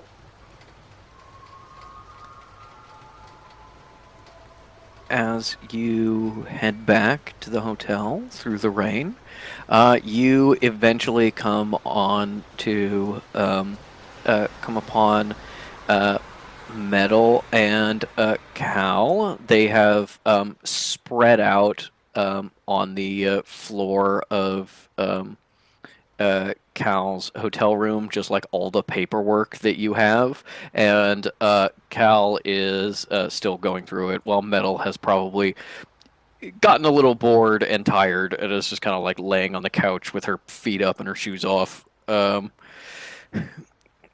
Doing some like anxious thing, like chewing on the. Oh, I Yeah. was gonna say chewing on the ends of her hair, but she chopped her hair really short, so she can't do that. Yeah. I guess She messing tries with to, the. and then she That's why Yeah. she did can't. it, actually. Yeah. Probably. As you come in, she gives a kind of too loud "May, welcome back," and Cal is immediately like, "Stop, shush." Yeah. As the two of you come back in, what do you share and not share? Fish goes, hey, so if Henry's suddenly in danger, he can just like go and be in your temple and you guys will take care of him. Yeah? Your people will take care of him? You'll have to convert first. That's a joke, Fish. Oh! Oh, hey, that was pretty good, actually. I got you. I didn't think I Yeah. genuinely didn't think I was capable of getting you. No, you did. Yeah. No, this is serious, actually. Helgard is alive, and he's running the Maharu. We don't know this for sure, but we're pretty sure we know it. I thought he was mortal. That was my impression too, and everybody's, as far as I know. I know he Well, was trying to suppose look he- into some stuff at the end there, but I guess He there could are. just be really, really old. And for how old immortal. would that be? I mean, he would be old, but not fucking ancient. Let's see. It is 1955. Middle's going like carry the one. He would be 81 years old. So, not crazy. can- Definitely Cal old. goes, Not We crazy. can handle an 81-year-old. And Fish is like, that's a baby. Yeah, that's a fetus. Yeah, no, like, I don't necessarily think he's magic. He just could just be an old mortal. Yes. Or he could be a zombie. Or any other choices. If you've never It's a zombie. I mean, if he didn't have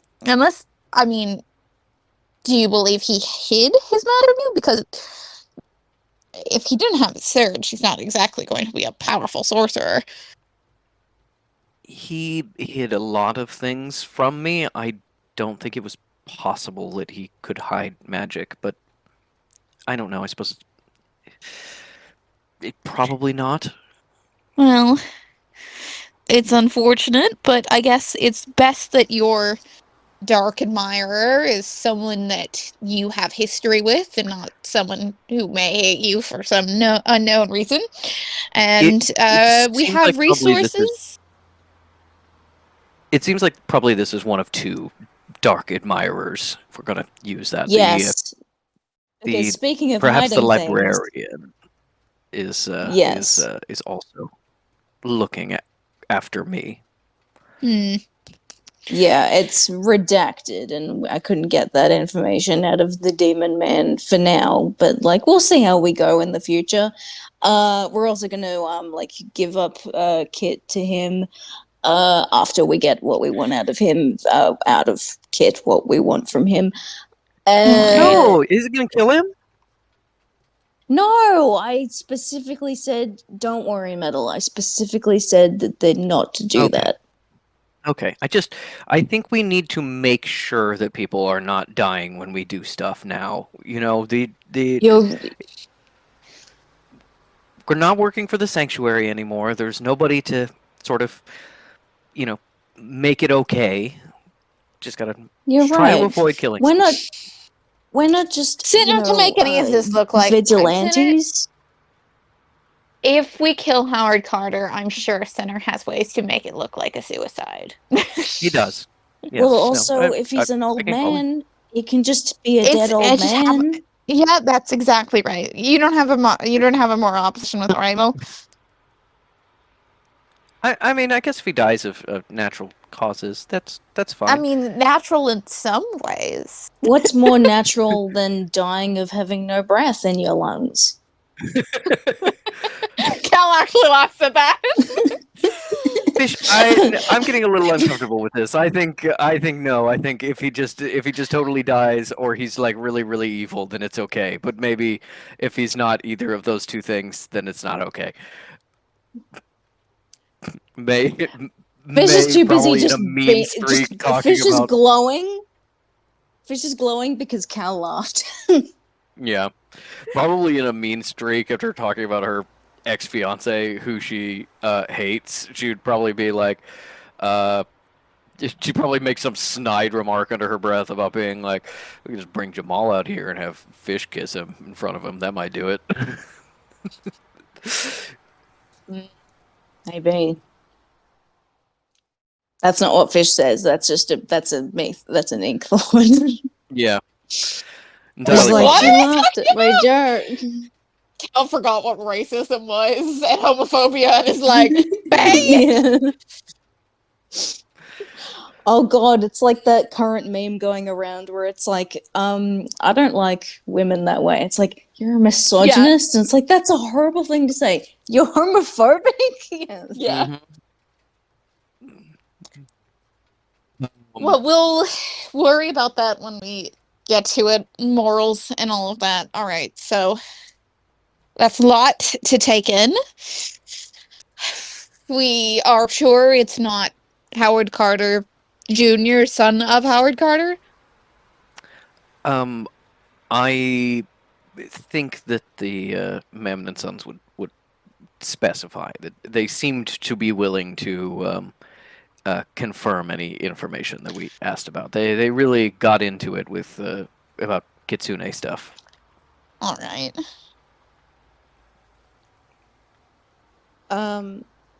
Denier, could I just have a word with you for a second?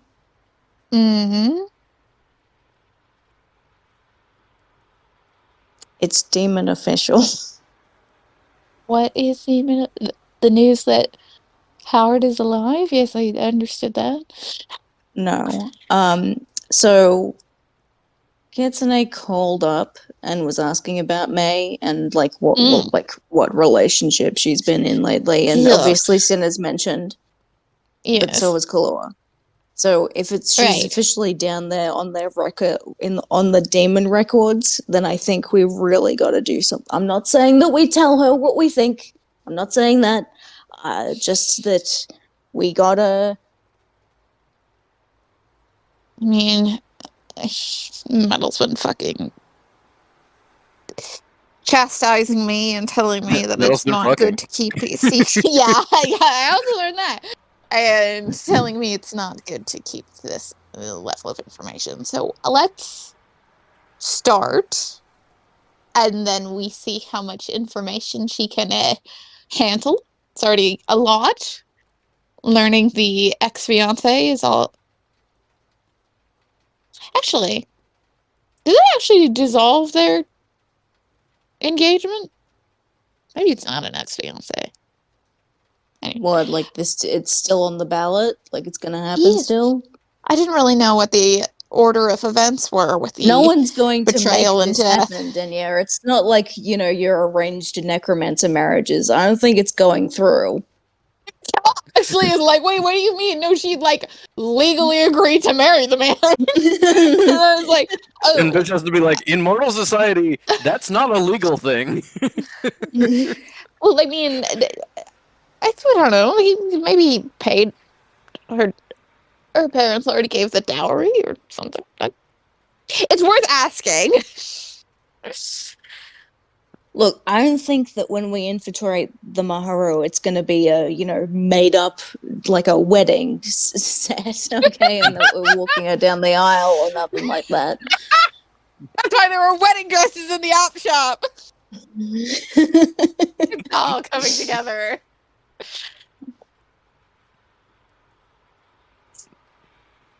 Yeah, Cal contemplates this and is like, all right, we'll start telling her and see how much is overwhelming. Lay the Start foundations. testing the waters. Get Yeah. metal off my back. And then they kind of swerve away from their extremely obvious little, like, Wow. powwow, and it's like, so, No, Dark we weren't Admirers. talking about you. She's she looks up from going over some reading with Kekino of like the papers that are scattered around. Weren't talking about me about what? Well, about nothing, because we weren't talking about you. Incidentally, you know how we were wondering who possibly could be this significant lady who is the librarian, and you thought that I was talking about you? Yes. What's Yes. another significant Fish lady had we know this right now? idea. Fish had this idea that I had some sort of split personality and that I was the librarian. Yeah, wouldn't that be so funny? No, what if it's not like a split personality, but it's an entirely different person, but one that you do know and have a sort of relationship with? One the demons have noted down. Yes, Dark Admirer. That's what we were saying. I don't really know anyone who is a member of the house. That's sort of the problem. Oh. Andy? Oh, like jots down like Siri B, Apprentice C, too, and it's like, I mean,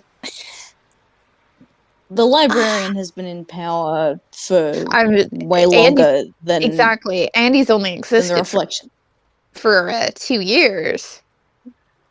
Yes. Oh, I don't think we know that. The abomination has been around for a long time. The regent and the librarian seem more recent. Oh, but no, the librarian has been doing things for quite a long time. That's true. Then who could it be? Well, how many admirers do you have? Everybody wants a piece of Meg Ladley. She's right. But who tries the hardest? I mean, really, if you had somebody who was trying to get to you through dark methods, then maybe they would be going to you during daylight hours as well. You know, there's Kitsune. I don't think he really has the ability to masquerade as a woman or has the intelligence to pull any of that off. Unless it's a very deep cover. Dinner is out because I would assume it would be incredibly obvious if you heard him have secret whisper meetings with Jonas. Mm-hmm. You know what they say about, keeping your enemies close? No, keeping your friends close, but your enemies closer. Yes. So you do think it is somebody I know? Do you think it's someone you know? Anyone has been acting suspiciously towards you, seeming to have an agenda, ominous motivation? Caligulus, darling, you're describing your entire temple. All right. Okay. No one is obsessed with you in my temple. I think the closest you get is Adrienne. Is. And that's a recent thing. Also, she's 8. I don't think the child is gonna be the conspiracy lady who was studying my like we've seen this woman in person. We like not seen her, but like experienced her. We did see her in person. That's Mooney, not Yeah, Uh, you she was, her face Holden was Henry, covered. Her and then face she was covered, attacked us. but you did see her. And then you were being chased by her, and we're like, "Call Kalor." It was like, "Hello, Kalor here," and you were like, "Damn it, I will get you one day." She has a lot of pre-recorded phrases. Yes, Um, Disney I think Stormtrooper style. Yeah. I think as much as May is trying to avoid thinking about Kalor, you are kind of really hammering this point home enough that she is like, I understand what you're saying. I don't think there's any way for Kalor to be the librarian. I mean, you've met her, right? I Love her to have. pieces, but I don't. perhaps not the most savvy of people. And why would you say that? Well, don't make me out to be the mean one. Just No. you understand Describe what it. I'm You're the saying. one who knows her so in. That's why she is dim. Because I don't think she is. May I wouldn't say dim. I'm just yes, fish. May. We thought that Randmage Crown was just a demented old man.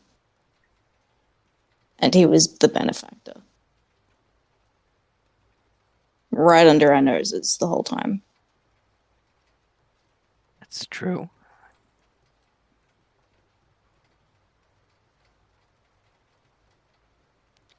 It's just I've seen her use magic, and I don't think you can fake that level of struggling. It's sad. You could have an inhibitor, something like a partial version of the handcuffs, something like that. Okay, Mr. George just- isn't real. What? Okay, I was saving that one. Fish! We were trying to lead May, not just throw this in her face. Metal on the couch goes, "Oh, finally!" Holy shit. and Fish goes, what? I didn't say the J word. I just said what we do know for sure. You Wait, don't? what are you talking about? Listen, Mr. George and isn't you're real. getting- We've met him multiple times. I- He is pretty unsavory and therefore memorable. He's not who he claims to be. The Mr. Edmund George, who belongs to that society, I met him yesterday. Or was it today? I don't know. It was 2 months That ago. was It was yesterday. What do you mean? Like, there's somebody at his office with the same name? No, the only Mr. Edmund George at his office. Met the gentleman, checked the records. He is who he says he is. But Mr. George, as we know him, is not. That I will grant you is very suspicious. And are you sure that this fake Mr. George is not the one tricking Kalor? What about girl We power? also she's also not in the society that she's supposed to be, right? Yeah, no, fully.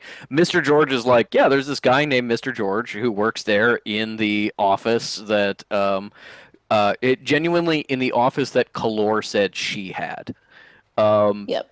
Mr. George is Kalor, and fake Mr. George is like real Mr. George's assistant would be like his role, which Mr. George doesn't have an assistant as far as you were able to see. CC Cole does not appear in their employment records at all. Yeah, from Kel is the like, information you've had. yeah, Kel is like, I went to the office, I looked for her name, I looked for her pseudonym, I looked to see if anybody was familiar with her. There's no record. If Mr. George conned her, then she's somehow never been. He has somehow created a entirely fake agency and office for her to attend to. May, you're smarter than that. That's not what's happening.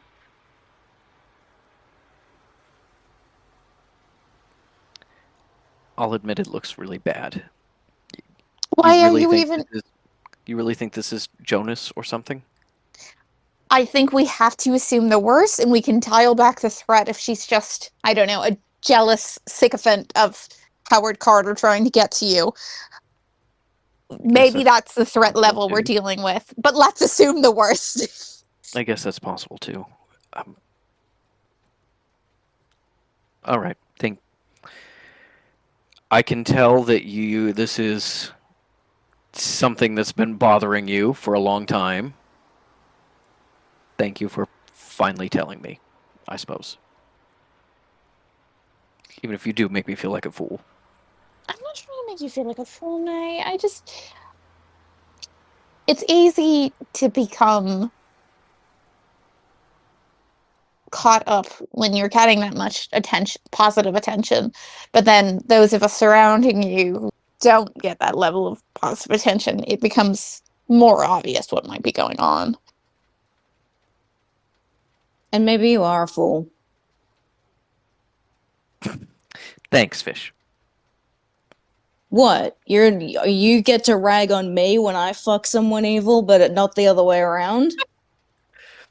I think that there is a history with you that makes it. No, you know what? I'm not. I was like, who did you fuck? Did you have relations with who was evil? It doesn't matter right now.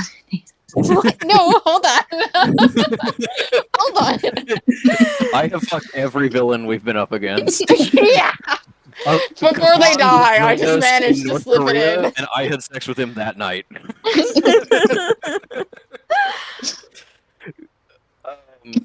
I really didn't like doing it with tinnitus, but I had to cross off my list. Yeah. Yeah. I just thought there was a possibility I would have to bring up I fucked your dad in an argument with you, and I couldn't let that opportunity pass. I thought it would be really funny.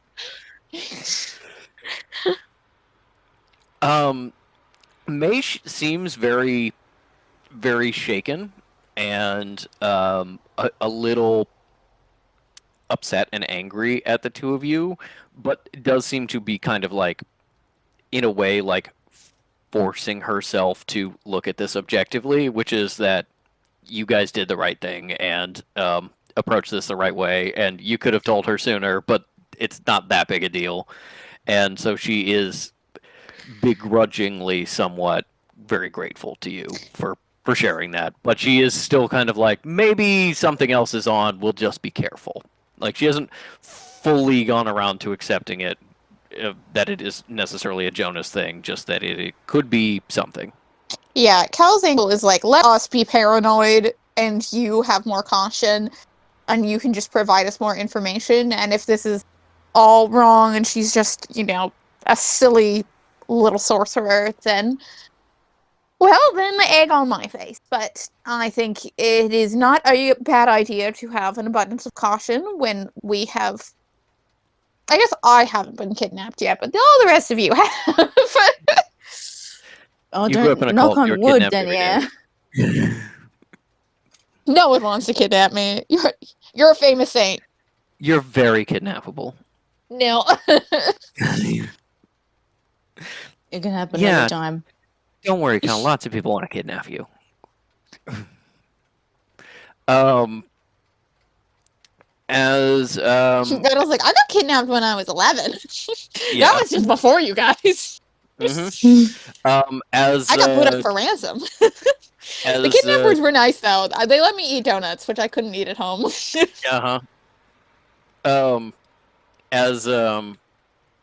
As May is kind of reckoning with the idea of Kalor not being who she says she is, she kind of shifts into like a practical mindset to kind of push the emotions of it down and being like, what do you need to know? What information can I give you either to find out she's evil or prove you're wrong? Mm-hmm. And I think, yeah, go ahead. No, you go. I was just gonna say that I think it would probably be natural to get information about like where they've been every time you've run into Kalor. Like make a list of the places she's shown up and like the stories she's told about. Like, oh, I'm getting involved to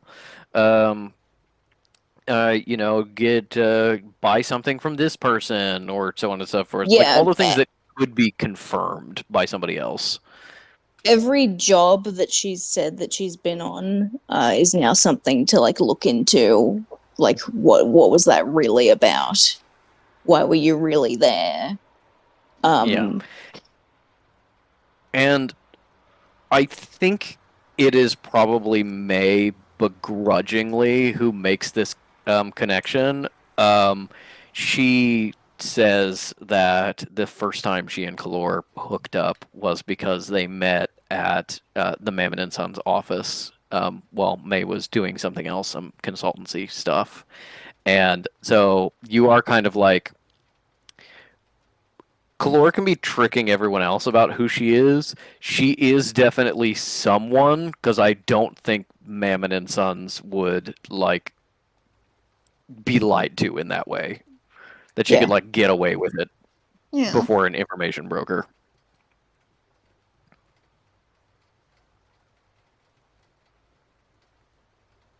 Okay. Well, if there's nothing specific for this scene that you want to run, we can have a good night as you all sort of separately think about Kalor conspiracy. And I was just like, I think we should, have a panel before anyone has relations with someone. Maybe we have a pool so we can do a Mammon and Sons precursory check. Yeah, everybody's got to approve everyone you sleep with. Fish is like, this house is a nightmare. How dare you shackle me like this? We get to do it retroactively because I have some comments.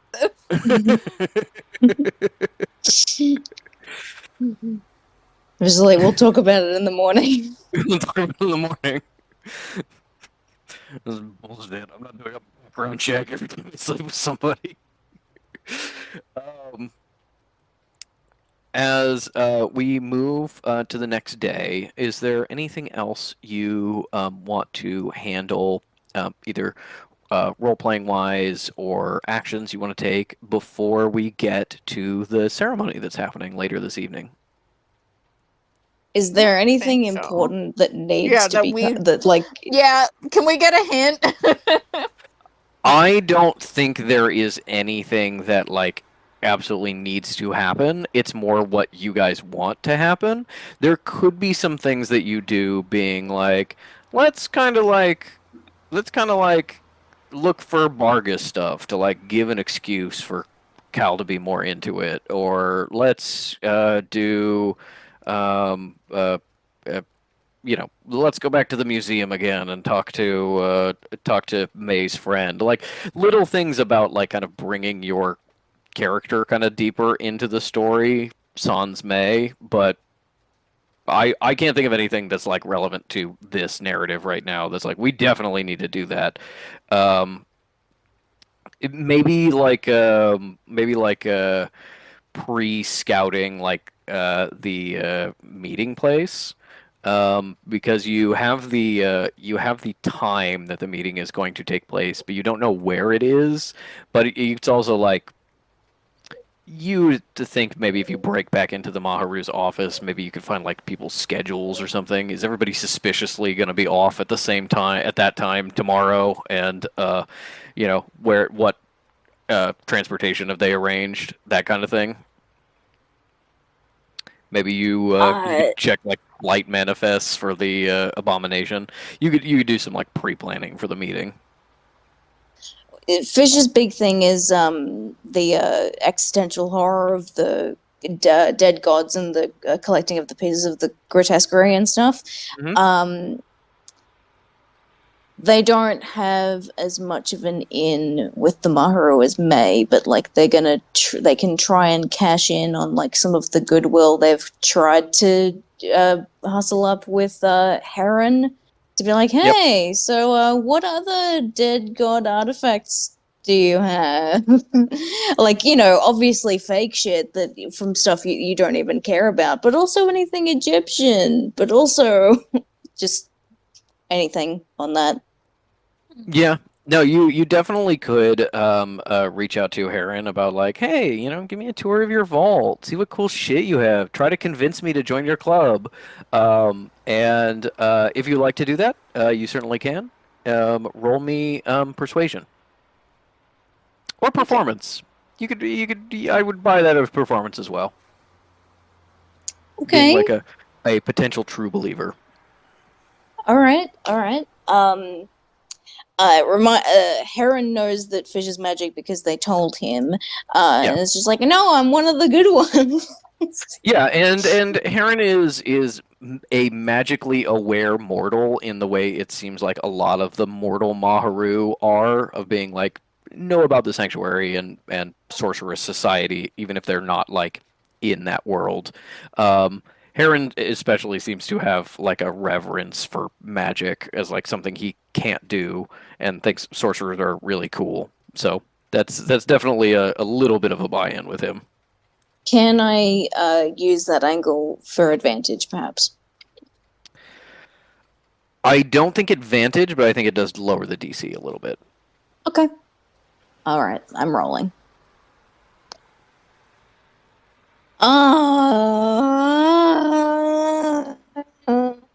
Off your game.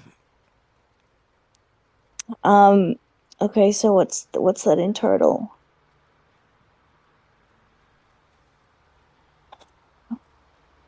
That's 6. Okay, 6 total for performance. No, for persuasion. Okay. If I picked performance, it would be 10, but like, no, it's You made the decision persuasion, before you and rolled. So, yeah. I I'm not a understand and I'm not a respect that. cheater. Yeah. I understand and respect that. With a 6, Heron is very excited for you to join the Maharu, and is like instantly like, yeah, we'll set up some meetings with the local chapter so you can go to some there. Obviously, you can't go to our meetings because we're, we're the ruling council. We're at a very high level, but you can get an introductory meeting. I can show you some cool artifacts with permission. Maybe we can arrange something like that in like a couple weeks. About being, it's absolutely like not unwilling on his part, but not something he can just make the decision to do, and it won't happen anytime soon. And that's kind of where the failure comes from. Not him not being enthusiastic about you joining, but him not really being able to do much with that other than kind of how he would treat every other person who wants to join. Yeah. And like Fish says something stupid like, oh well, hey, no, I noticed that it's a lot of white guys. My mum was white. He's like kind of like tentatively nodding along, and then you're like, my mom is white, and he's like, oh yeah, no, that's great. Where was she from? Did she belong to a good family? Like, starts asking you about your background in a way that's not like explicitly racist, but is kind of like, oh, you did find that interesting. Yeah. Yes. And Fish is like, oh yeah, no, absolutely good family. She didn't want me hanging out with the kid. Like, yeah, no, it's I understand. all Yeah, the shit that you like. Sometimes you've got to keep yourself apart, not with the riffraff. I understand. Thinking maybe I'll kill him. Maybe I'll kill him, actually. As you are exiting the hall with this meeting, maybe taking the opportunity to kind of get a little bit of the lay of the land, you run into a man wearing a very large patched trench coat and a fedora, big bristly mustache peeking over the coat, kind of buttoned to the top. You see Kitsune Oshibari in a disguise that has wrapped around from inconspicuous to very conspicuous because of how silly it is. Two children in a trench coat. Maybe there's only one of me in here. Was that the code? Did I get it? Yes. Sweet. Hey, Fish, what's up? How's it going, bud? Hey, no, it's good. It's just you're not usually taller than me, so I assumed that you would be sitting on someone's shoulders. I guess it must be so the stilts. thing is, there's actually there's like a little like an apple box thing that I found. That's kind of why I'm standing like right here. Is like I am standing on something, and if I move, I'm suddenly gonna be much shorter. I get it. No, that makes sense. Maybe I could arrange it so that Kekino gets under it, so like he could move it, but it would just look like you're sliding because you would just be sliding. That would be awesome. Yeah, I don't think he'd like that though, because it would be uncomfortable, and I'm sure that you're heavy. Yeah, I mean he's just a little seal, like Kekino. You want to try or no? I'm good.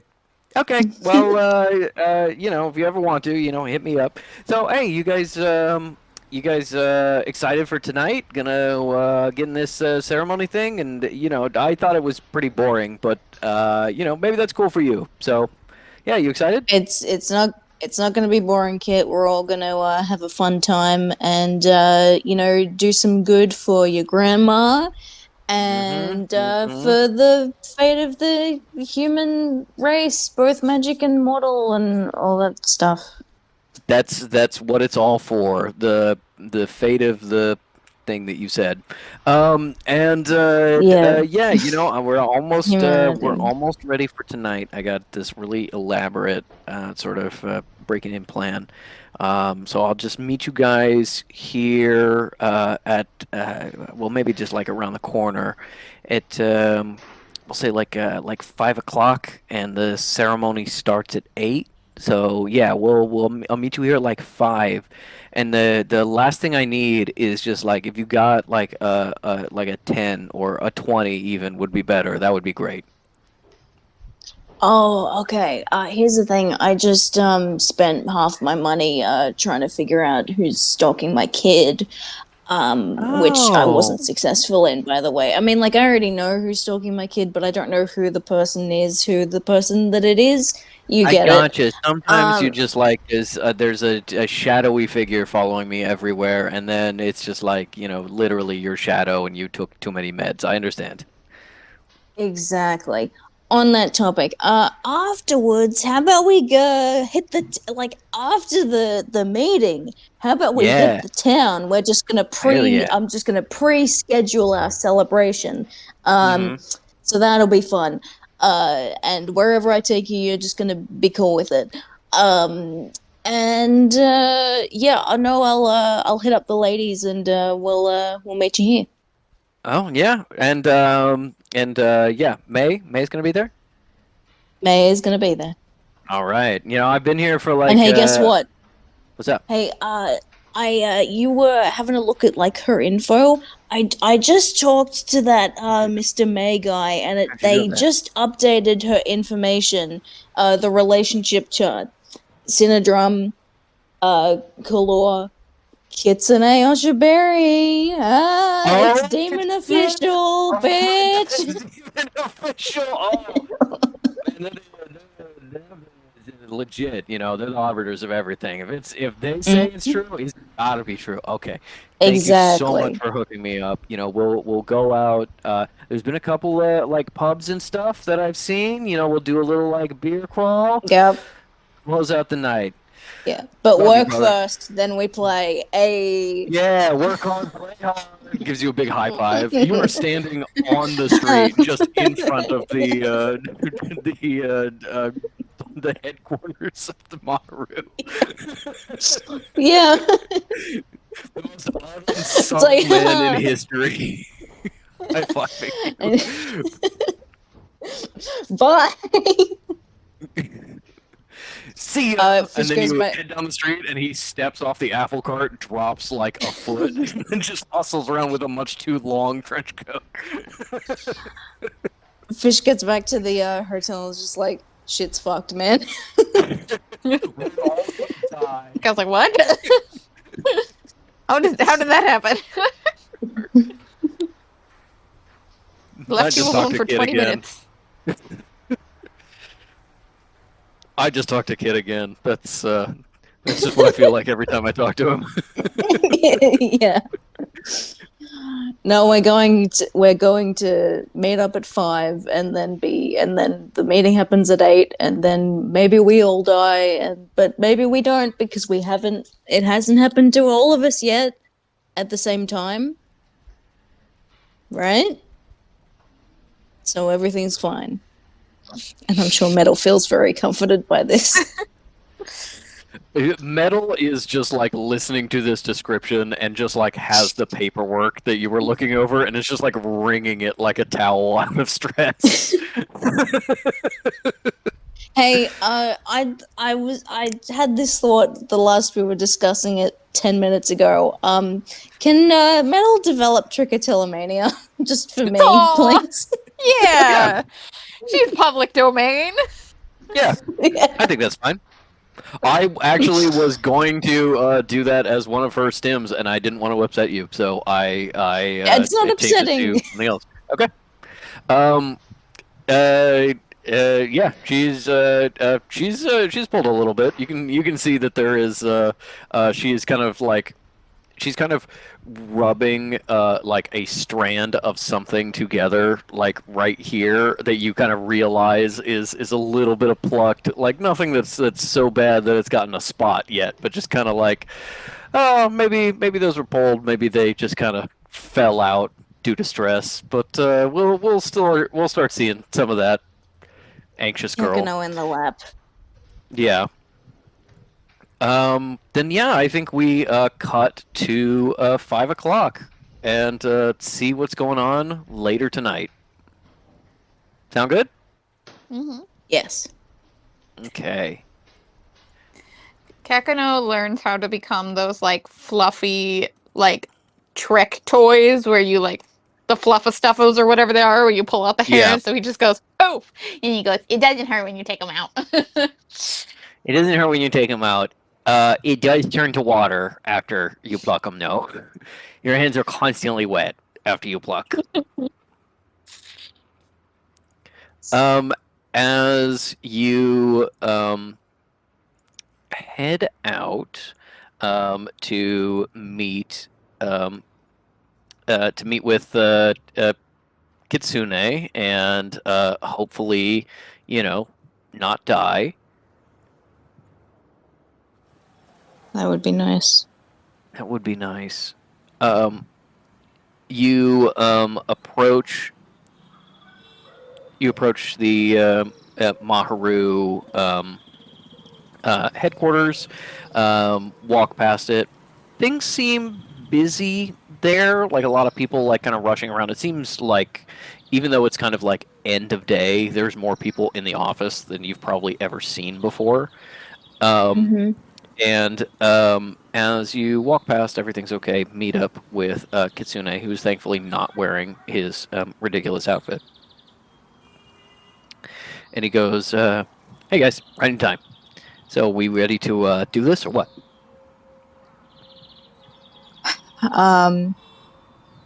Vish is ready. Taps May, see if like how she's in, like what headspace she's in, how she's doing. May has kind of like closed in on herself in that like, I'm ready. I'm gonna like barrel through whatever this problem is. Nothing is gonna stand in my way. You think she's kind of like psyching herself up for like a showdown with Howard, or at least to see him again. So then Fish reminds her like we're gonna be mostly observing this. Like the thing that we step in on is gonna be that big exchange tomorrow night. Okay? Yes. You're gonna hang on to yourself. My head is in the game, Fish. and we got you. Thank you. As Kitsune kind of sneaks up to the building from the side, Fish, you probably put your Eldritch Sight on again, as you Yes. did when you first came here, observing this building, seeing all of these glimmers of the security features, the alarms, and things like that. There's this like a magical kind of purplish sheen on the windows in your sight of various protection spells and things like that. I'd also like as- to make a symbol roll, just like if anything sticks out. Can I do that? Yeah, absolutely. Thank you. Give me a symbol check, and I might delay the information you get by just a minute. Yeah. No worries. That's a 10. I'm really rolling like shit today.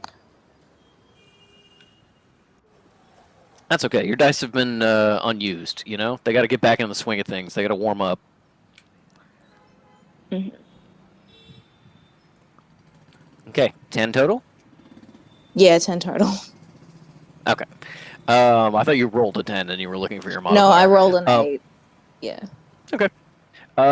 With a 10, as you were looking and following Kitsune, you see that he's angling you towards a window that doesn't have this sheen on it. It's like a little blank spot in the security. And with a 10, once you get there, you realize you can probably guess why.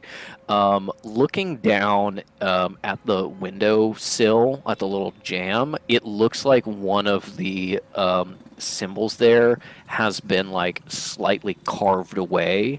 Like one of them has been widened and shows like slightly newer wood in a way that has actually disabled that part of the security charm. And as Kitsune sneaks up, kind of probably leaves you guys behind for a minute to get close to the building invisibly, check in the window, come back, and then brings you up. It's able to just stick a little screwdriver into the jamb and pop it up. Lift up this window and start climbing in. As you, all of you see, it's pretty clear that this window has like a normal mortal lock on it, and it has been left undone in a way where everything else is locked and this has been left open. Kitsune probably brags that there is a mortal janitor that he pays to leave it unlocked when he needs to get back in. As he reaches down and helps first you, then Metal, Cal, and finally May, really lingering on holding May, helping her through the window. As you are now inside a small room in the Maharu head offices. Do we get, does Kel cast Pass That Trace on the gang? Yeah, because they have a freebie, so yes. Cool. As you cast Pass Without Trace,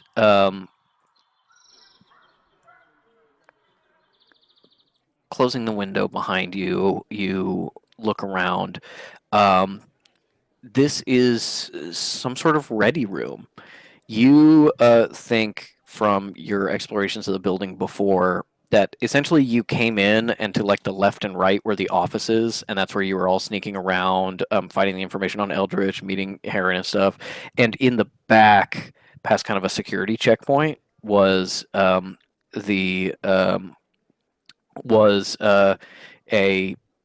like more powerful magical signature. You are in that area. You are past that first security checkpoint, having come in through this window. And it seems to be just a little like sitting room. There's some chairs and some tables and two big wardrobes that take up a lot of the space. It's not a big room by any means, but it seems like an intermediate place.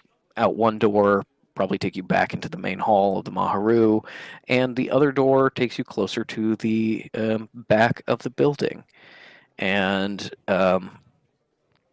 as Cal pulls out some shadows from the corner and weaves it into your own shadows, and you feel yourself sort of get stealthier, get a little more cloaked in darkness. Kitsune says, right, so there's like a magical scanner thing through that door before you get in here that would have detected us, that I found out.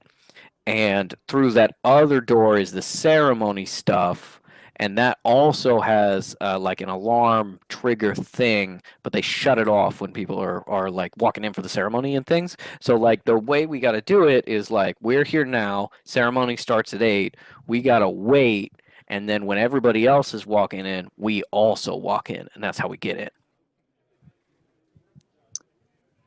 Are they going to be suspicious that there's suddenly 1, 2, 3, 4, 5, 6? 1, 2, 3, 4, 5, 6. 5 people and a lump. Oh, damn, that's a good point. I was gonna be invisible. That's what I did last time. What are you guys gonna do?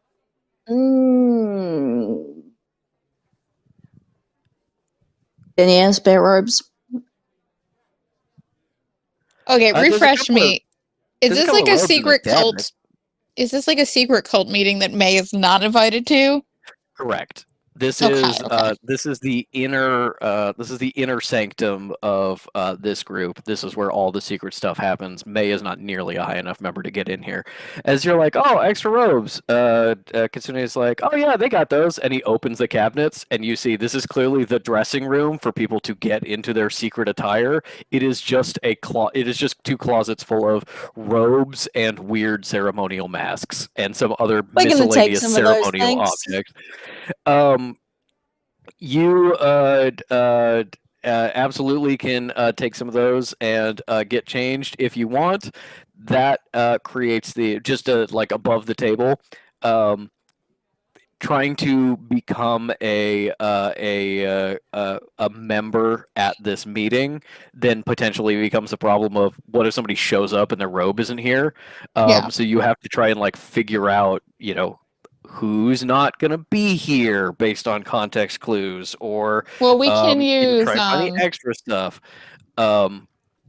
would the guy who got assassinated and then his wife be, are there tags for them? You May Eldridge? did know that Eldritch was a set. There is a set hood and mask here.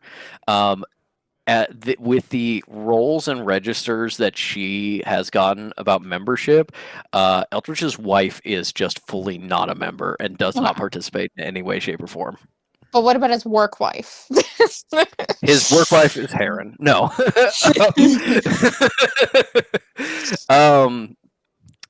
Yes, you could. You could absolutely dress as one of you could dress as Set, which is definitely somebody who's not showing up tonight because he's dead.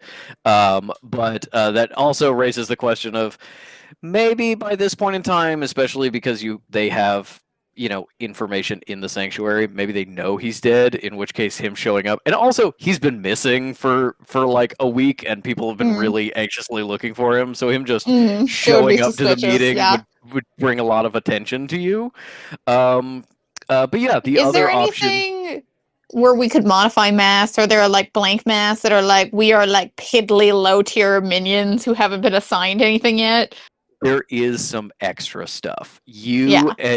You all combined, probably with May leading, could make a history check to try and compare the like lists you have of like how many members are there versus how many masks, what like gods and creatures are unlikely to be assigned, and like do that, and that's how you get your disguises. The alternative simpler but with different kinds of checks way is just pure stealth of Yeah. being like somehow try to be stealthy enough to just get through the door when everybody else is coming through. But this is purposely a trap in that you are here 3 hours before the meeting, which means you're just going to be sitting in this kind of small room wasting time, and then at some point a bunch of other people are going to come in here and start changing, and they're going to see you without stuff if you're not super well hidden and be like, who the fuck are you guys? I mean, So yeah, do we get any intense and like any like wait staff attendants, like stuff like that? People who are going to be like wandering around, who kind of get ignored and are invisible. you have gotten past what seems to be the public shield. All of like the normal waiters and attendants and stuff for the Maharu seem to be outside this room, like before the security check. There are probably some sort of attendants that are trusted enough to be in this meeting of just like, they're not participating, but they're also not going to say shit. You don't see a like outfit for them. There may not be one. It is also possible for you to like use this room as a home base and like sneak out and try and get more information. Just as long as you enter and exit through the window rather than either of the doors, you should be fine. I think playing to strengths, we might want just Metal and Cal using Path Without Metal and Cal just using Path Without Trace at a timed, and then Kitsune is going to go invisible. It might be worth it just to have Fish and May come up with like an audacious reason where either literally Fish and May Glamley are like, we've crashed because we're so important and we'll come up with a reason you should keep us here, or like come up with like personas about being like, I'm so sorry, I'm blanking on his name again. Dead guy. Eldritch. I'm Eldritch's son or brother, and I in his will I brother. That's how you say yeah, it. but I don't know which. And in his will, I inherit his position, kind of thing. Oh, Yeah. I like that. My thought was also Fish levitates self and is just on the ceiling the whole time. Absolutely a way around this, yes. Absolutely a way around this, yes. Kitsune is also probably like, as you're getting deep in the weeds about this plan, he's like, yeah, I could also probably turn you invisible. Yeah. Everybody goes, what? You can what? You can do I mean, that? like, I've never tried. I've never like done it before. If that makes sense. Try but, now, asshole. Okay, fine. But fuck you, Fish. I try to pitch ideas. I try to be helpful. Hey! You take that back. I've done you a whole lot of favors recently.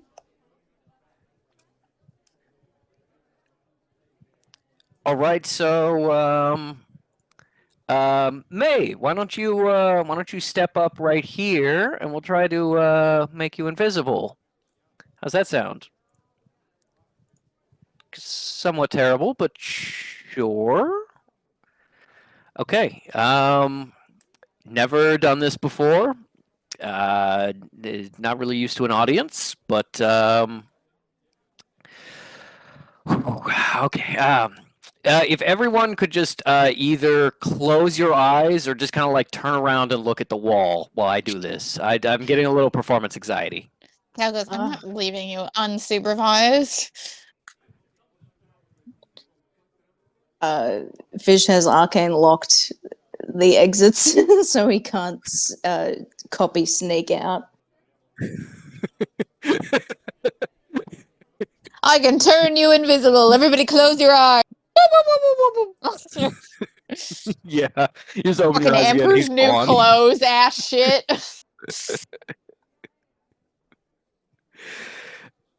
Ink, did you ever watch the wonderful American film Mystery Men? No. It is about a world in which there are superheroes, but these are like second or third string superheroes where their superpowers are absolute dog shit and they still need to figure out how to be heroes anyway.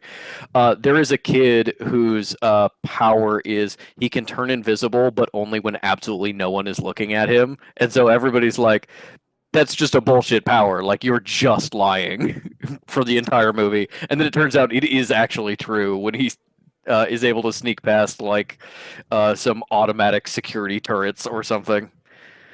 Yeah, like in Sky High, how what's his name can actually glow. It's never the dark. Yeah, it's never the dark, exactly.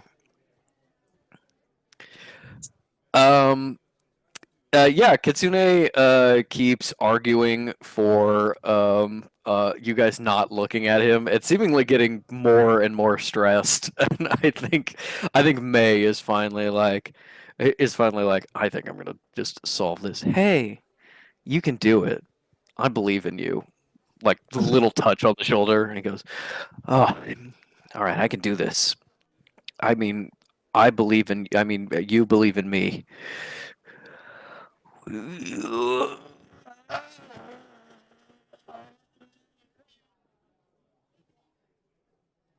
Patrick, all of the noises you were making are getting lost. That's fine. I'm making them for me. As As is Kitsune.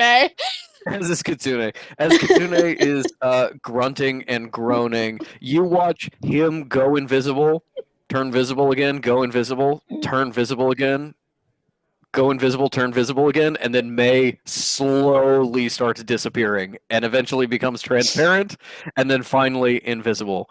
And he goes, "Oh shit, I did it. Oh, We all believed that in was you. really tiring. Oh my god. Ugh. Woo! I did it. You did it. We're so proud of you, May. Tell him how proud of you, May. Like, if you still exist, That was very impressive. Truly, thank you. Yeah, no problem. May sort of like starts to fade back into visibility as like he's become distracted. um, Ultimately, you find out that his invisibility for other people will only last an hour, which is, you think, probably going to be about the length of the meeting, maybe half hour to an hour. So you need a lot of wiggle room there. And he has never done this before, and it makes him very tired. You think he can turn himself and one other person invisible for that period of time. Okay. May needs to be in the room because this is something that is important for her. May is going to understand things that they're talking about that you will not. Yes. Exactly. So the thought is like, let's just wrap her up in a black cloak or just something dark so that even if she does start to fade back in, it's a dark room. So it's like, Yeah. oh, okay, there's something in the corner there. Whatever. Like, Yeah. I need to cut down on the snuff cut with opium. I'm seeing the Hat Man, the Hat Madame.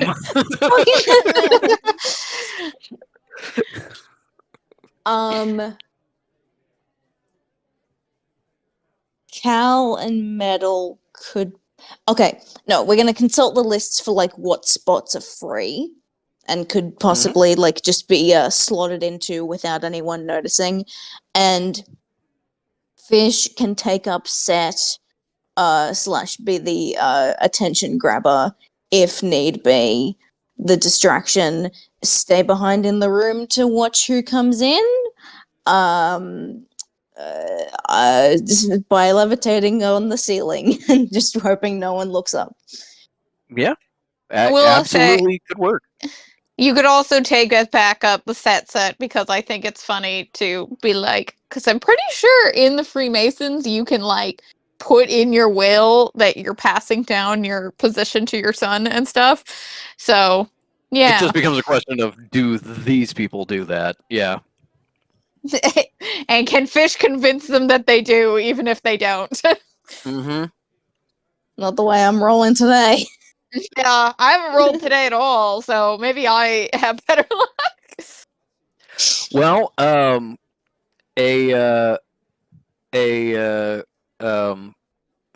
a history check needs to be made. I think May is going to take the lead on that to try and establish this list of like Yeah, who's how do we being help? used and who's important and who's not. And I think whoever has the highest history can roll a second check that will be treated as advantage. That's probably gonna we'll be use Cal. May's.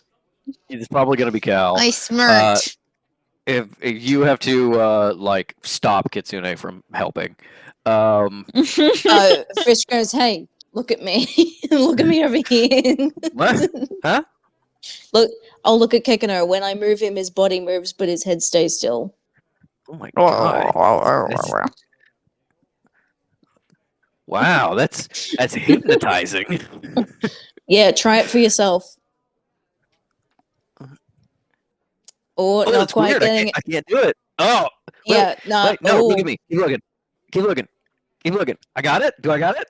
Do I got it? No, Do I got you it? don't. Do I got it? But you're so Meanwhile, close. May and Cal are doing actual work. Yeah. Also, is Kitsune just like, oh, I see your girlfriend's a sorcerer too. She does like spooky disappearing shit, kind of like Yeah, me. I I like didn't tell me. you- It's Yeah, I didn't tell okay. you You can that. date me. I understand. No, Who I'm wouldn't happy want with to? I'm happy with my girlfriend actually. She's not a necromancer. She's something that's close to a necromancer, but isn't one. Necromancer light, diet necromancer. She's Canadian. You wouldn't know her. Shit, we live in Canada. She goes to a different school. She goes to a different school. Okay. Hey, have you heard of this like fringe cult of like not death but like life? Started by this crazy lady. Yeah, she's one of those. Oh, you're talking about the kind of like sex cult that's in there in the Americas. That's the one. The lady's really pretty and she wrote a bunch of books. I read those. That's not true. I skimmed one of them, and yeah, it seems hot. Yeah, it is pretty hot. Don't ever talk about that kind of stuff with her over there, though. There's like She'll kill rituals you. and stuff to you. It's really, it's actually like really important and sacred, and like she takes it super shit. seriously. So unless you're like 100% serious about getting in on this, which I don't think you're fucking prepared, don't even mention it. Listen, I am always fucking prepared. Okay. And No, you're prepared for not. fucking. I'm telling you, as your friend, no. All right. Thanks, buddy. You're always looking out for me. I am. Fish has a moment of being like, am I genuinely Kitsune's best friend?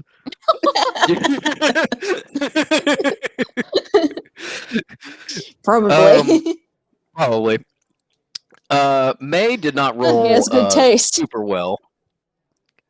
May did not roll super well, so let's see what Cal gets. All right.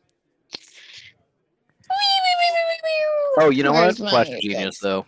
I gotta remember my May mechanics. Yeah. Okay, Flash of Genius gets it to not that bad. I got a 17. Okay, cool. That is a 17 for both of us.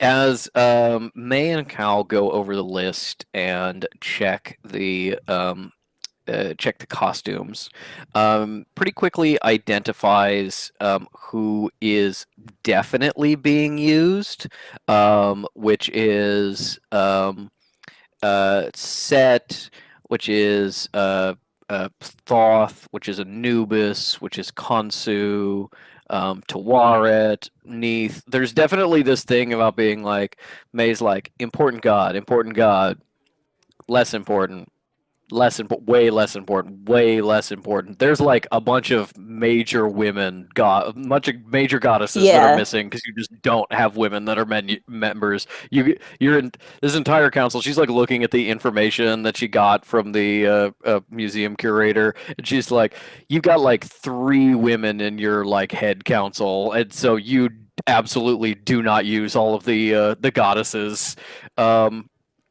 and you're going through. You think that pretty much any of the goddesses you can see, with some exception, are definitely up for grabs just because of amount. That does seem to be a lot of the extras. There are a couple that she also recognizes as minor deities that seem to like have a mask and hood, but are not, at least in her opinion, probably being used. There's a kind of thing about being like, everything in here is clean, but when you've got a bunch of like robes on racks and then there's one that's just kind of shoved into the corner, that one's probably not being used, even if they are, clean and fresh and not like dusty with disuse. Ultimately, she thinks there are two with a 17, two like full costumes that are like definitely not being used, and a further two that are probably not being used. Okay. I have maybe a little bit of a wacky idea. Love those. That uh how about like just straight up someone uses Bast and like just go for it, and if the dudes notice, then it's like, aha, this was a test from your gods to notice if you'd actually fucking notice that we were even here, you stupid bastards. You repent and like actually include women in your shit now, and they can do that. So you're saying we just pull a full Road to El Dorado and we're like, we're the real gods, bitches? Kind of, yes, but only if they notice. Okay, I like it. Cal's like, I can do all sorts of spooky background effects. Yeah, so it's just like we're just sneaking. The plan is just to sneak in, but then it's like, hey, who the fuck is that? We're here because you guys are doing it wrong. I get it, and I love it. Okay. Cal gets out her spooky Halloween sounds mix. Yeah.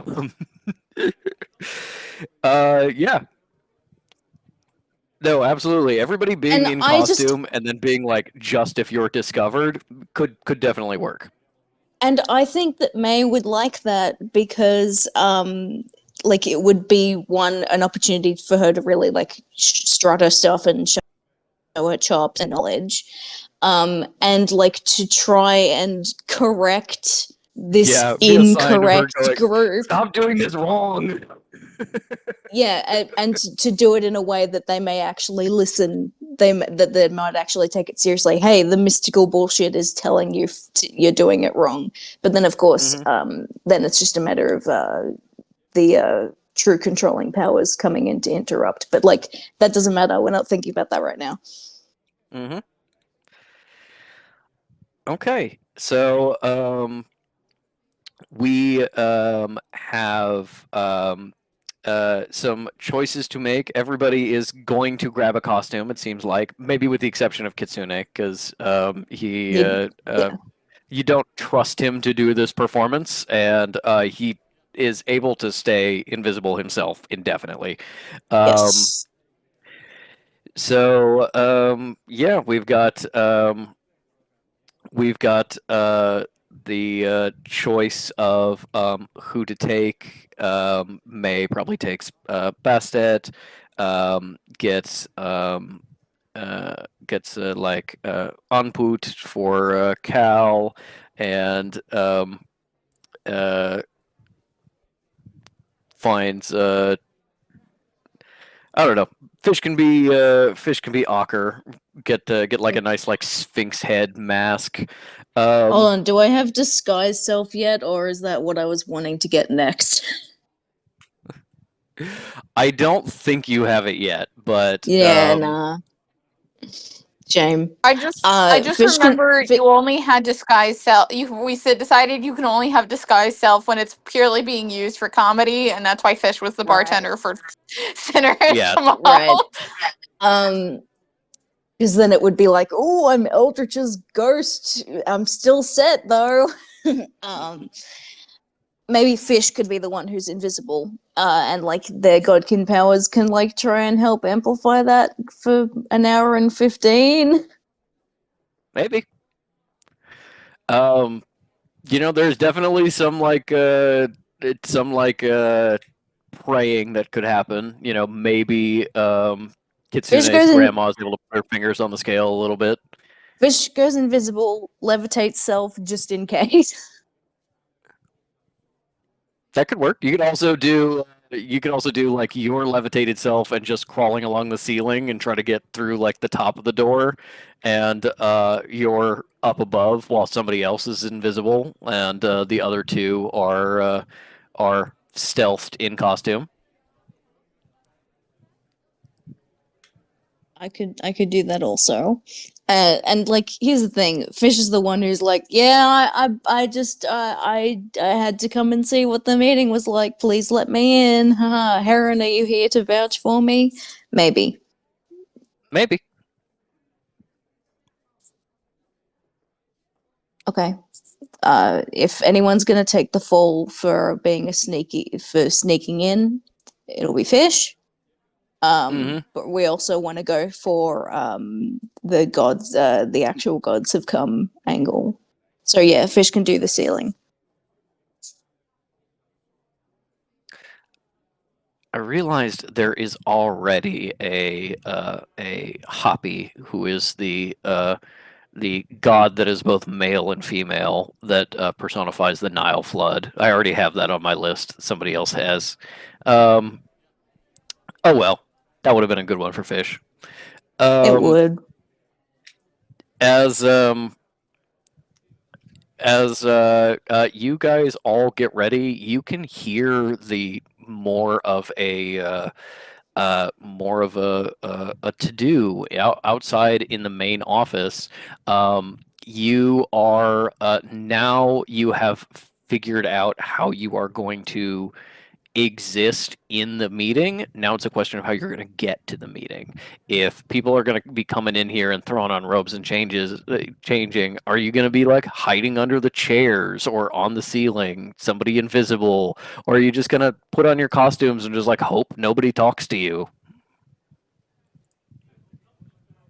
I'd say pass without trace plus any boost we could get from like invisibility or something like that for Kitsune, and just kind of slip in and just like hug the wall until enough people come in, and then we can just kind of blend into the crowd. Okay, but what about that first person who walks in? You will have to deal with the first person. Second person on, probably good. You will have to bullshit your way past that first person. Well, we can just have the lights off, and then they're like, the lights are off. turn off the lights. And then they turn them on, and there's already somebody in there, multiple people in full costumes. We've been expecting you.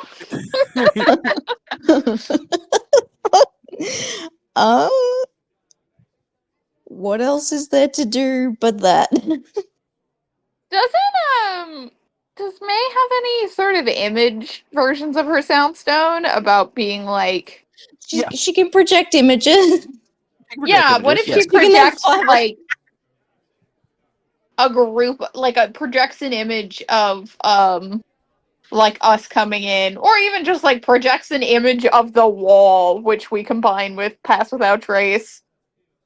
If we get into that corner, kind of between the wall and the wardrobe, I could do an image that just looked like a stack of boxes. We'd have to be very careful. We'd be in a very small area, but that could work.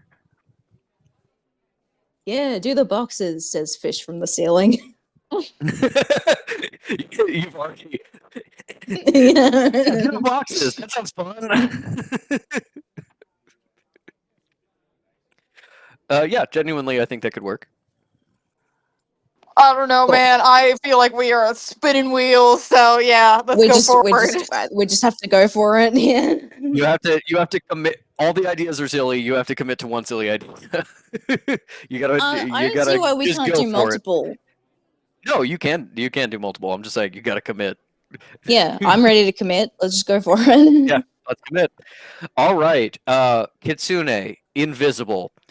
soon as people start coming in the room, you can watch in just the effects of when he's like trying to stand in the corner and then has to move because somebody moves there and he just accidentally bumps someone and just like people are getting jostled and not realizing it's by an invisible man. He is fine. Let me roll stealth for him. All right, yeah. He gets away with it entirely undiscovered. Fish is already in robes on the ceiling.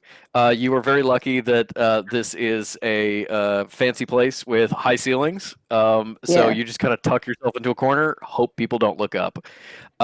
People that come in are chatting. Most of them are wearing very nice suits and dresses before they don their robes over top. A lot of posh Okay. accents. Sorry, just a sec. Levitate self happens over 10 minutes. So I was thinking that maybe at the end of it, like Fish could just like go into the corner and slide down the wall and then just kind of walk in and join the group and no one will notice. All right, give me a stealth check with that pass without cherries. Yes. It's plus I 10, will isn't do it, a Rooney? luck check for how many people. Yes, plus Yeah. 10. We'll do a luck check for how many people are with you.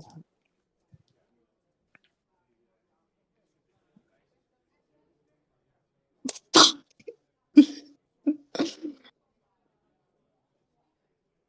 16. Okay. You slide down the wall and just sort of appear in this crowd that has already started to form. Multiple people already have their costumes on and are just like fixing But, their like, hood and stuff like It's that. it's 10 minutes in. It's already started. Like it should Yeah, be completely exactly. not noticeable. There are multiple other people in this room already dressed, so you're just another one as you step out of the corner. With a 16, you look up and you see that this next person to walk into the room is familiar to you. This is Administrator Muse. And as he is sort of putting his mask on, he turns and he looks at you as you step out of the corner and kind of tilts his head a little bit. And then turns back and goes to what he's doing. And you're like, okay, maybe don't get close to that guy, but otherwise, I'm good. Okay, I was thinking that this would happen in the next room over while the meeting is actively happening. Like people don't actually see Fish. 10 minutes is probably about the time it takes for people to filter in and get dressed. You probably are like in the corner being like, why aren't they going in? Why aren't they going in? And then yeah. Yeah. All right, okay. That happens. No, Fish will just not you look at that guy. Thinking that's how it's going to happen makes perfect sense, and it doesn't happen that way. Yeah. Yeah. So Fish is like they're freaking out, but they're also like, okay, so no one look at me. Mm-hmm. And you think that you have gotten away with it. Some people kind of like chat with you in a friendly way, but people seem slightly confused, like they don't know who you are under the mask, and but just kind of roll with it. Just kind of like, oh, I guess we got a new member. Like maybe you're gonna get announced when we come in. Like nobody, people like don't necessarily fully think you belong, but are not suspicious of you. You can also see like out through the door you would have come in if you were coming in normally. It is a full security check, like metal detector, like pat down by security. Like it is a big security checkpoint that you got through by going around, which Okay. means why would they be take it. suspicious of anybody who's in here? I'll take it. It's fine. All right, Cal, May, and Metal.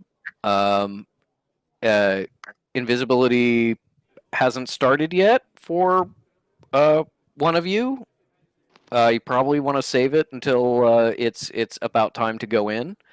So all three of you are cramming into a space that, reasonably speaking, fits two people if they squish.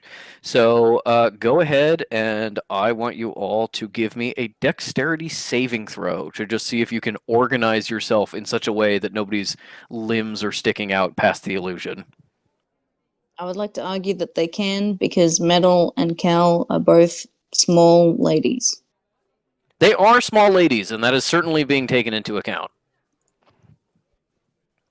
What was the roll again, then? Dexterity saving throw. Okay. Cocked. Okay.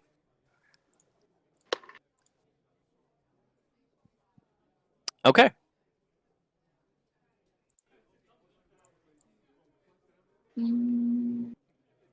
An 8. Okay. Plus your oh no, not plus your 10 yet. That's stealth. Okay. As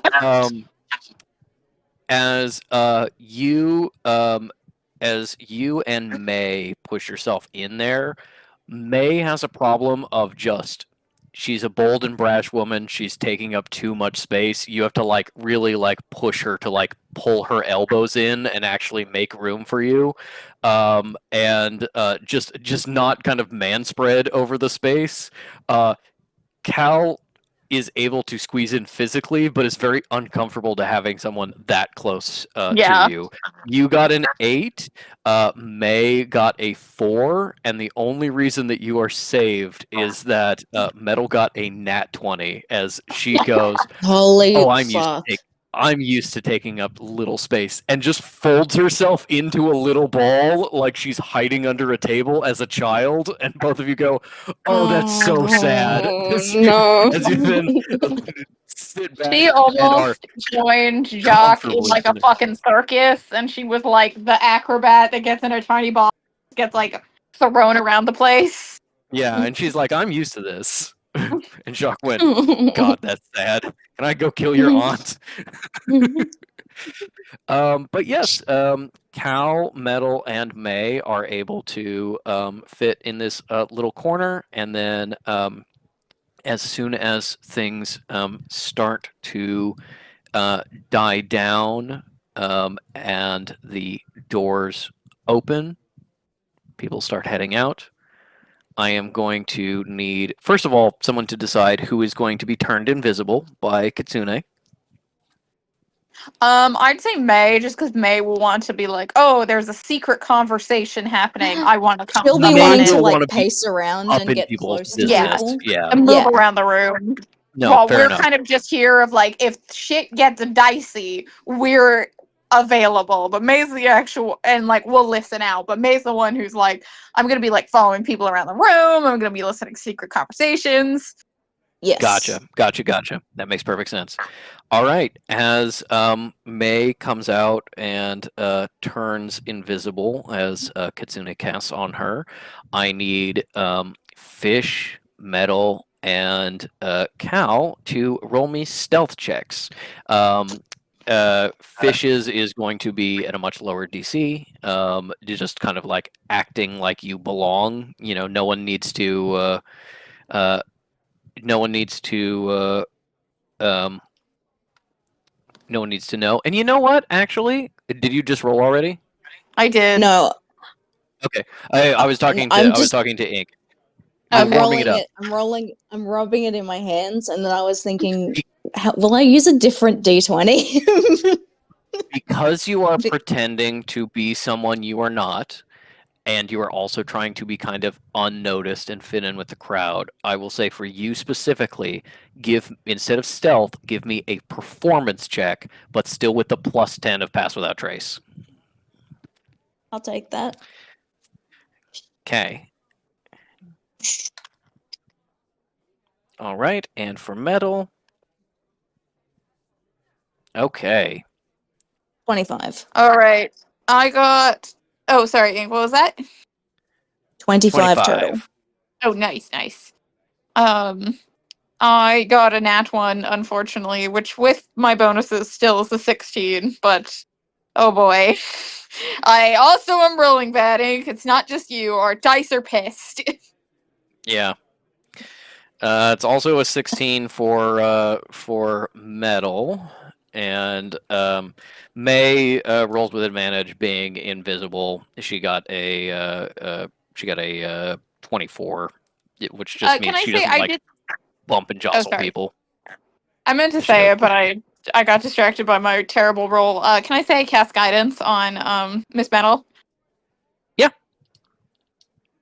I think that makes sense. You cast guidance on metal, but not yourself. Yeah. Roll me a d4. You roll a d4.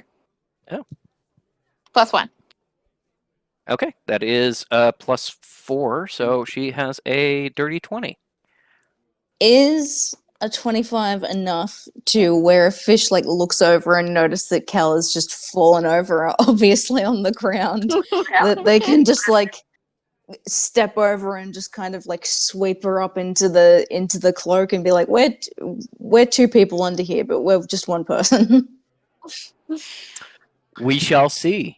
Oh, God. Let me roll and see what happens with you all getting into this event. We're all dumb fucks. All right. Okay. It's Jova. Yeah. It's Dojo over. It's so All Jonas Silver. I am shocked whenever I hear that people pronounce it Joe over. It's Jova. That's wild. That's wild.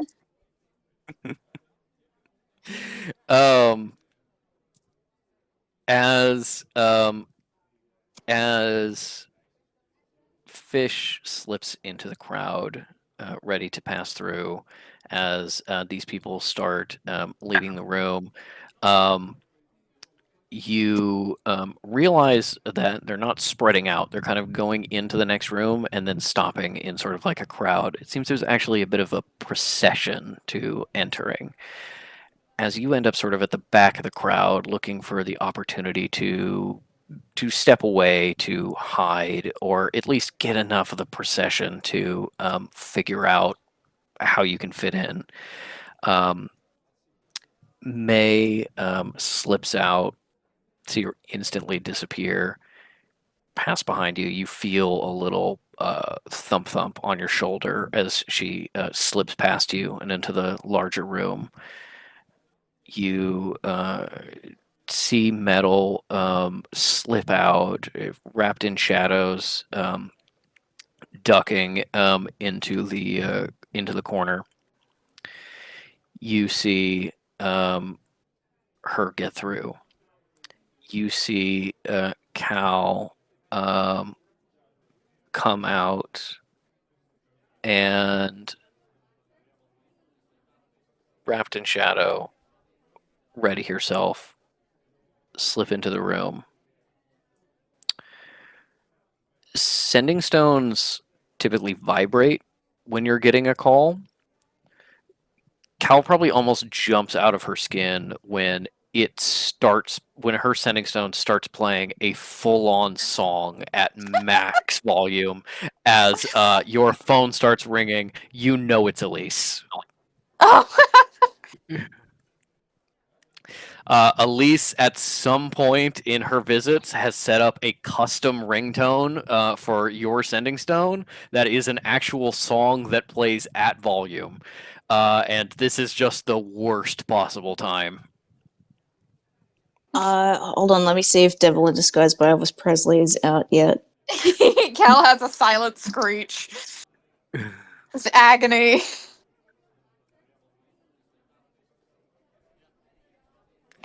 No, it's not till 68. Okay, well, he was working on it. This is the demo. okay, I so don't even we know can if have he was Devil in famous yet. We can have Devil in Disguise. Oh no, he was famous now. Hound Dog just 56? came Yeah. out. Oh, okay. Yeah. Had he started Elise dating was- teenagers yet? Elise I don't was know. currently sleeping with Elvis, and she is the inspiration for that song down the line. Yeah. For a more slightly more modern anachronism, we can have how about Walking on Sunshine? Mm-hmm. I'm walking on sunshine. Whoa, I'm walking on sunshine. It's so loud. It is so incredibly loud. Not just are people turning to turning to look at you from the membership, the security guys who like swiped people in from the other direction are starting to turn around to look at you, shocked by how loud this song playing is. What do you do in this moment? My God, I think the only thing Cal can do is like gently mage hand it down and like put it in the center of the room like it's a speaker.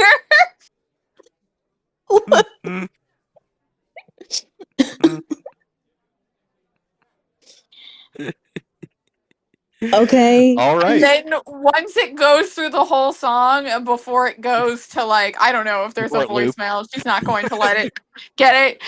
She shadow spears it so it will like come up like and like tries to do it in a way that it'll like explode all pretty like it was like the opening fucking act of this meeting.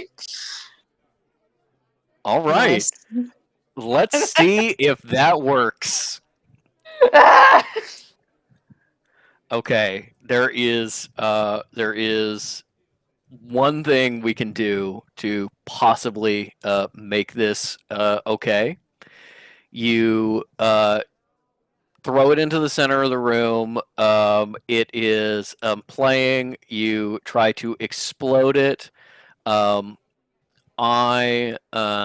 need I need Cal to make a deception check, and I need both Fish and Kitsune to make an Arcana check. You do not both have to pass, but if you both pass, it is better. Ooh, thank God. Okay. That is a 21. Fuck. 5. What does it look like when Fish casts Thaumaturgy? Well, there's a green glow under the hood. I just want to say, it's much the same as Eldritch Sight. It's just like a it's a reaction in their eyes. I want to say that their fingies also go not that there has to be a visible glow, but like yeah, little green sparkly effects. Okay. What effect, if you were going to cast Thaumaturgy to aid Cal in this moment, in this distraction event, what would you do? What would it look like? Okay. We can have tremors in the ground to be like, ooh, drum roll, please. Ominous whispers. I like that one. Yeah, like just sort of ominous whispers to be like, ooh, not only is our crowd bigger than we expected it to be, as if there were the gods among us set up for later, maybe, question mark. It's like, oh yeah, no, this is supposed to be like a performance type deal, and the ground shakes a little bit, like the anticipation. Oh, everyone, it's reverent. Like we got to be quiet and pay attention to the thing in the middle of the room singing the mysterious song. All right. What happens is this. Cal's sending stone goes off. Despite the nat 1, you still got a 16, which means this is salvageable. If you had gotten a nat 1 and not that high, it would not have been. Phone goes off, walking on sunshine.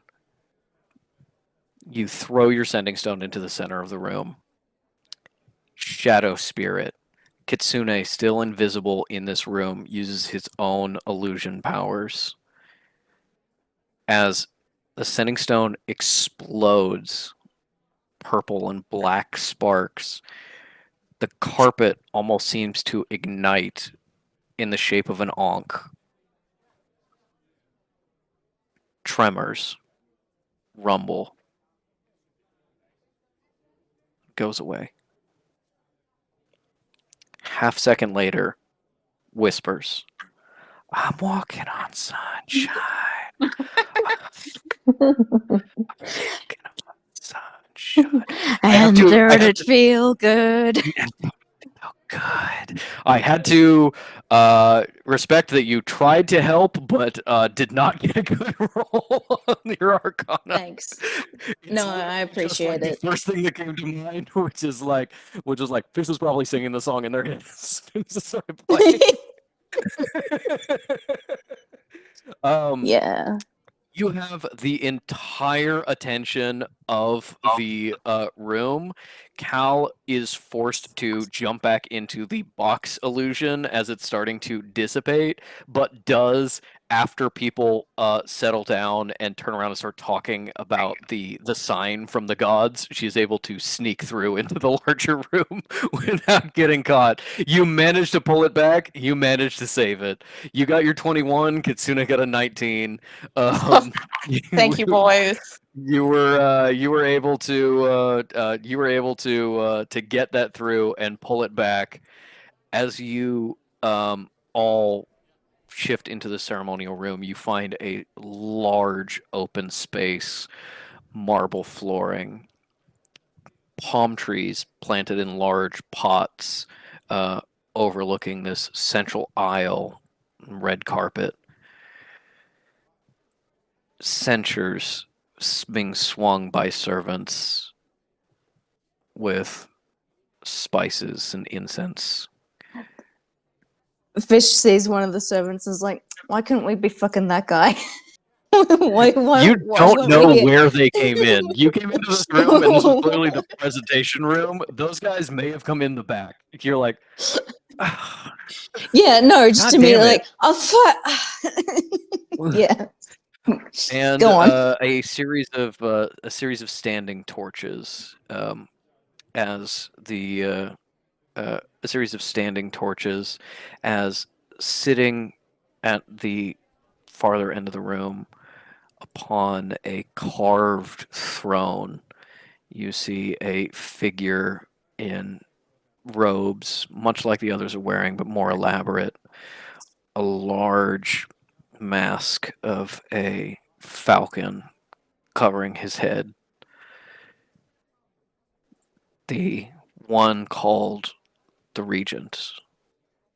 By him, the voice of the Regent, with his Anubis head, slightly less fancy, but still more than the other people. You see Mr. Kraft, the second in command, as he steps forward and says, members of the Duat, join us. Step forward and profess your allegiance. And they all say, in almost precise timing, as the Regent guides.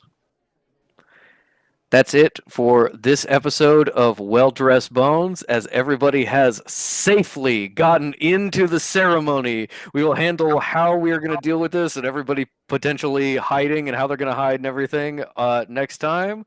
But that's it for this episode of Well Dressed Bones. Yay! Yay. Thank you. We're and back. See you next time. We're back.